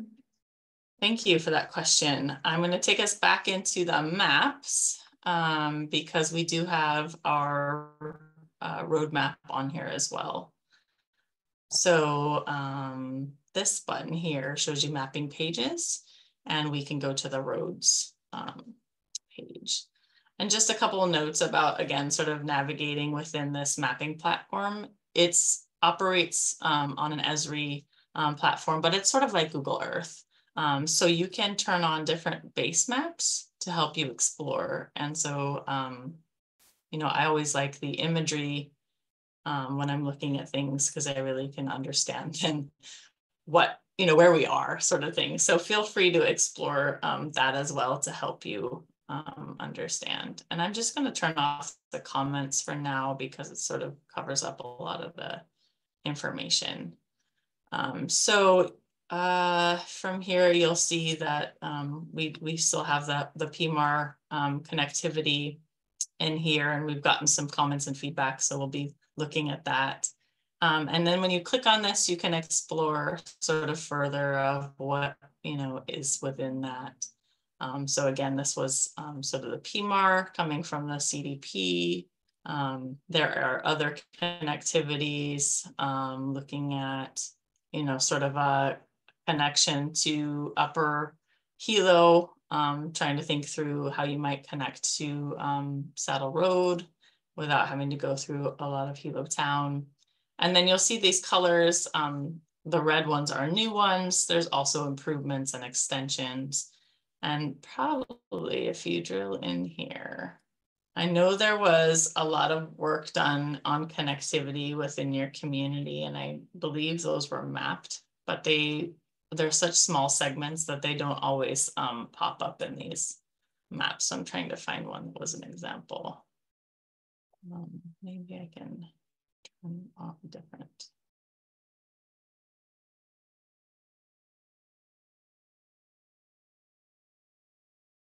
Oh, maybe those aren't on here. I thought they were, though.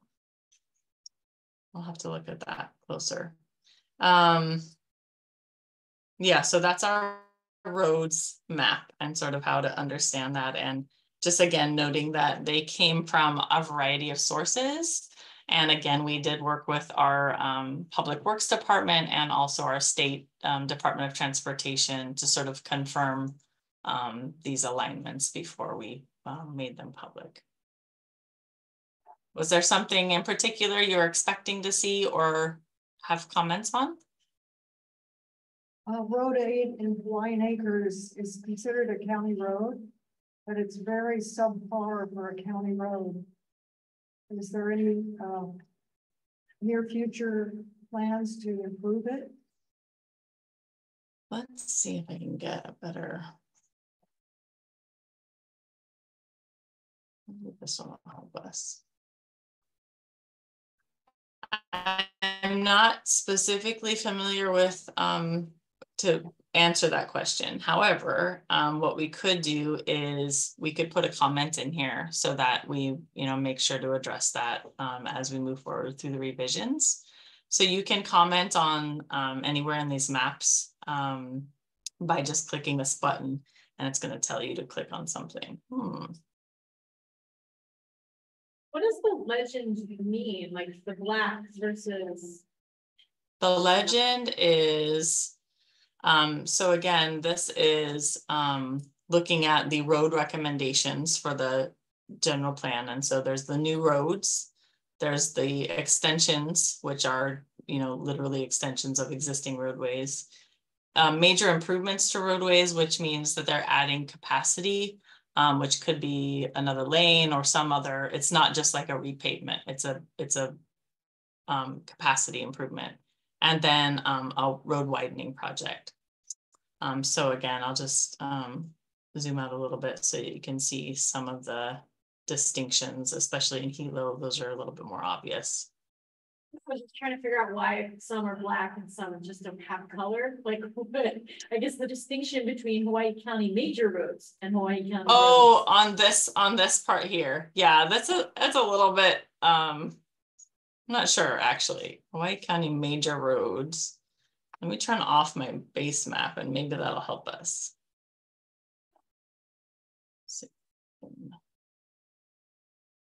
Navigate, turn off. It's funny because I just I see Steinbach going up, but then Kulani coming down into Mountain View isn't on there. And I'm like, you would think it would be because that's the whole route, but I mean, yeah. Most people don't end on just yeah, so this again, this base map that I'm using is just something from Google Earth, right? And so it's not to be it might not be particularly accurate, but I can talk to our contractor and see about adding in more of those roadway designations so that you guys can explore that a little bit better. So commenting, I just want to get back to the Road 8 real quick and see if I can even find it because I'm not as familiar with this community. Sorry. Road 8 is somewhere. 4, 5, 6, 7. Is this Road 8? Is that Road 8, you guys? Yeah. Yeah. Okay, perfect. Perfect. So once you click on that, then you can click on this, share your thoughts. And it's going to take you to a place in the, I wonder if it's,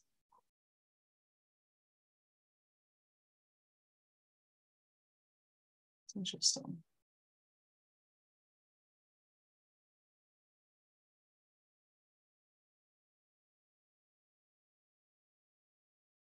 You're making a liar out of me. Oh, maybe I don't have on. We have to turn the comments back on. No, you should be able to comment regardless, but let's try.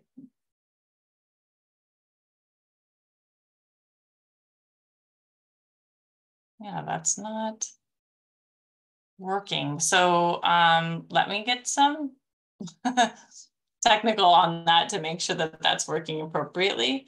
But what it will do is it'll open another window where you can go in and type in your comment, and then you'll see, it'll pop up like these have here.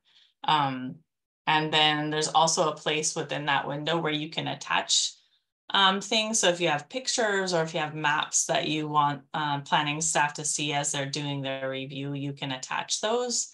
Those are not put on the public side because that's a little bit too hard to manage security wise. But those do go to sort of the planning staff on the back end so that we can review those as we're moving forward. So please, member that brought up Road 8, try go in, maybe in the morning. I'll see if I can get it troubleshooted. Try go in and see if you can make that comment for us. It's interesting because it's giving me a comment box if I click on the line, but if it's a gray area, it's not giving me the comment box. It's like, if I click on the belt road, I can. Yeah, that's what I was experiencing. That's what I was experiencing too. That yeah, that's like, if there's a identified, line, then you can click on it, but if there's no line, it's like, nope. Yeah, you can't comment on that. Comment on that. Which is interesting because we have, oh, that might be another. All right, here's a workaround then, guys. You can go to the land use map because we can access the same comments in either maps. So you could go to the land use map and, sorry, again, forgive my ignorance on where Road 8 is. But this should allow you to drop a pin wherever you want to. And then go ahead and make your comment. So maybe that's the workaround for now. Can you guys see that? You see that window that's open now? Okay, yeah, so then you'll go in and sort of share, yeah, this is where I want. You'll type in your comments here. You can add supporting materials, your contact information. It will remain private, but it's good for us in case we need to follow up on something, and then you submit. Well, Bethany, do you think actually you could talk to someone in your IT about maybe trying to fix that part on the connectivity? The roadway? Yeah. Happy to do that. I think that'd be, at least for some of the public that's here, been talking about road connectivity for a long time. Yeah, it's super important for you folks. Appreciate that. Understood. Yeah. Understood. And in fact, what we can do too is we can work with our CDP staff to sort of let you folks know, like, hey, we got a fix for that. So now go in and check it out or something. Okay. Janice, can you help me note that? Noted. Okay, awesome.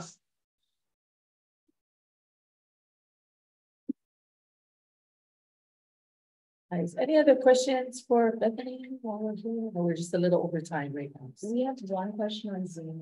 Okay, I see Stephanie. You have a question for Bethany?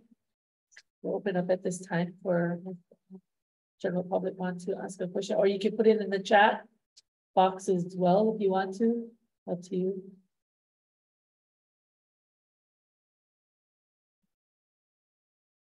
Stephanie, are you there? She lives on April. Huh? She lives on April. She lives on April too. Oh, that's well, she did type a question in the chat that she's asking what is being offered to Upper Puna in the way of redundancy and connectivity. Oh. I'm sorry, Janice, can you repeat that if that was directed towards me? Yes, the question is what is being offered to Upper Puna in the way of redundancy and connectivity? Yeah, so I think the map that I showed you folks, doesn't have any, new roadway capacity being shown for Upper Puna. It does have, and again, I'll double check with our consultant on this, but I know that we included the connectivity pieces between the subdivisions that the working group had mapped for us. So we have those little segments, but we don't have any other major connectivity in Upper Puna at this time. So we welcome the feedback.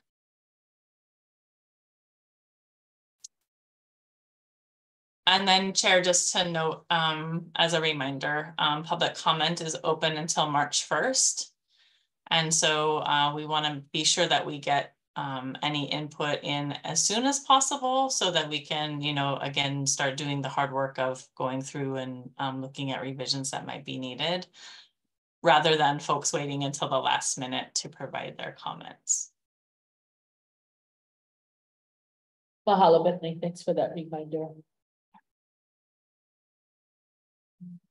Any other questions from the action committee?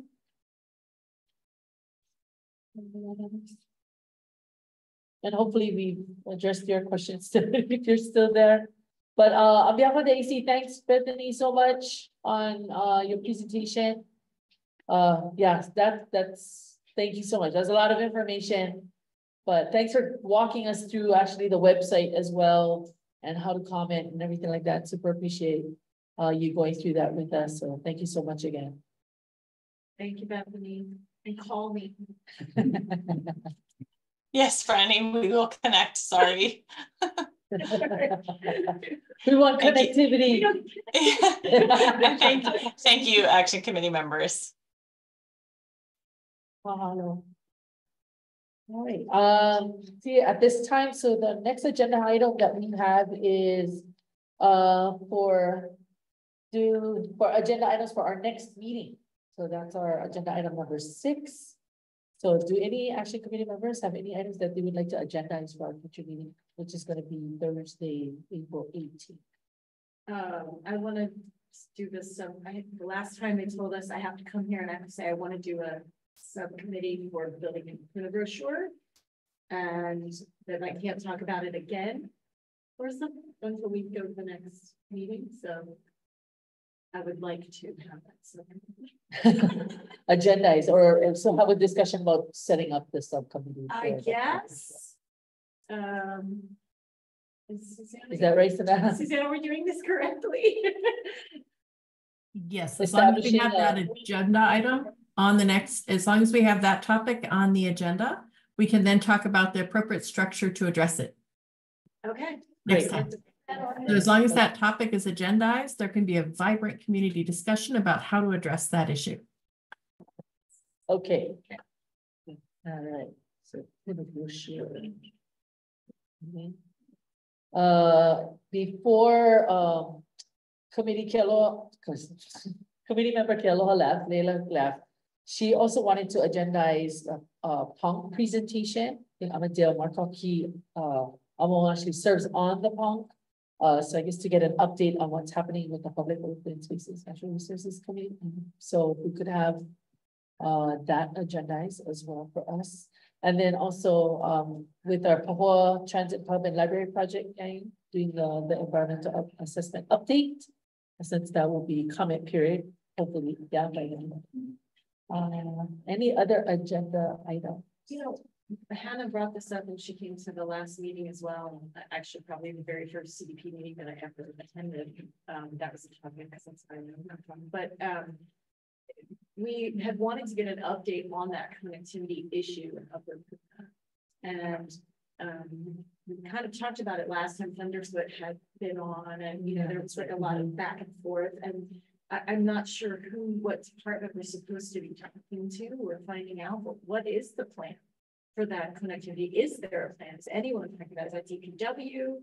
Is it all because it's private roads? We can't do anything. I don't know. I kind of just want to know more about what's going on there.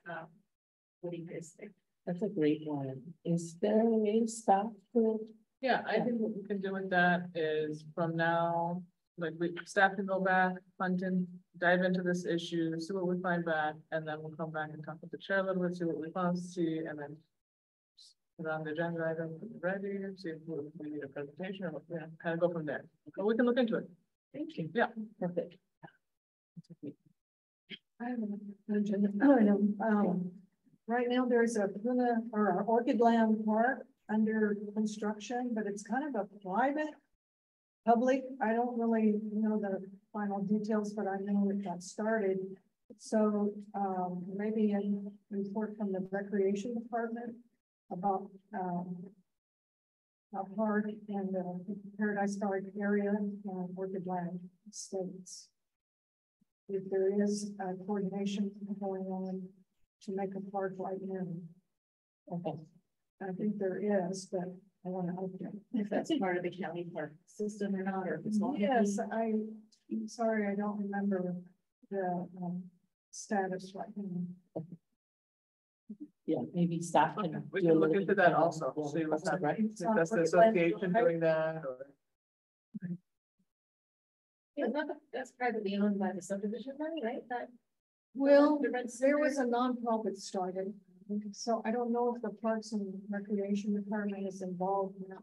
Yeah, it's really interesting, but it's kind of a uphill battle when it's just a nonprofit. But there's such a need for a park in that neighborhood. So it's just kind of trying to find out if the Parks and Rec is involved. Right. And then might there be anyone on the other side, the Orchid Land? I could, yeah, I probably should find somebody to, maybe come and tell us more about it. Okay. Right, what we can do to help them. Yeah. That'd be Okay. great. Okay. Or maybe just even getting Parks and Rec. Yeah, I think it's almost necessity, Yeah. because of funds. Right. Okay. Okay. Hello, this is Stephanie Bass. Hi, Can Stephanie. you hear me? Yes. Hi, I'm so sorry. I was having connectivity issues. I couldn't unmute myself. Can I have a few minutes here? I think I can answer some questions. As far as connectivity, Patty Pinto and I met with Mayor Roth a few weeks ago regarding connectivity, and the plan of action for the connectivity that's aligned with the Puna Community Development Plan adopted in 2008 involving connectivity is that in Fern Acres, there's a connection point that's to a county road off of Palani in Fern Acres to the highway. And Mayor Roth has committed to make that happen by the end of this year. Now, I spoke to him about the other connectivity locations because, as some of you may know, I was on the steering committee and I was lead over the transportation theme.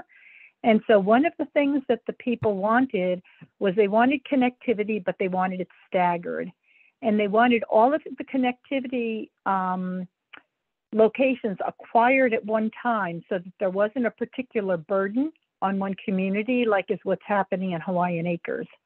Now, we understood I'm so sorry to interrupt, but they were just, I think we were going to put this on the agenda for next okay. time I'm so as sorry. an issue, and there was a question as yes. to who to invite, but this wasn't actually agendized today. I'm so sorry. I'm so sorry. I was cutting in and out and I missed that connection.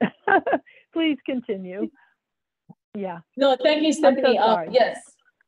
We are gonna agendize that item for the next meeting. So if you don't mind coming at the time and actually sharing what your knowledge is for that, that'd be great as well. Okay, I am so sorry because the connection, I was missing things. So I guess you're on the agenda now. Got it. Okay, thank you. Thank you. Appreciate it. Any other items that we want to agendize for this next meeting then? We'll put connectivity Upper Puna, #1. That'd be nice for the first time ever. Yeah, let's make that a priority. It's on the menu list. Yeah. All right. Any other things? Okay, and then so with that, next meeting will be Thursday, April 18th. Location is still to be determined. Is that correct, gang? Okay. At this point, then I'm going to ask if we have a motion to adjourn the meeting. I motion to adjourn this meeting. Yeah, any second? Second. Second, thank you. So motion by committee member Franny and then seconded by Greg. So this meeting is now adjourned at 6:18 p.m. Thank you everyone for coming to our Puna CDP AC meeting this evening. Have a good evening. Drive safe, everybody. Mahalo. My eyes are getting worse and worse for driving at night. I know.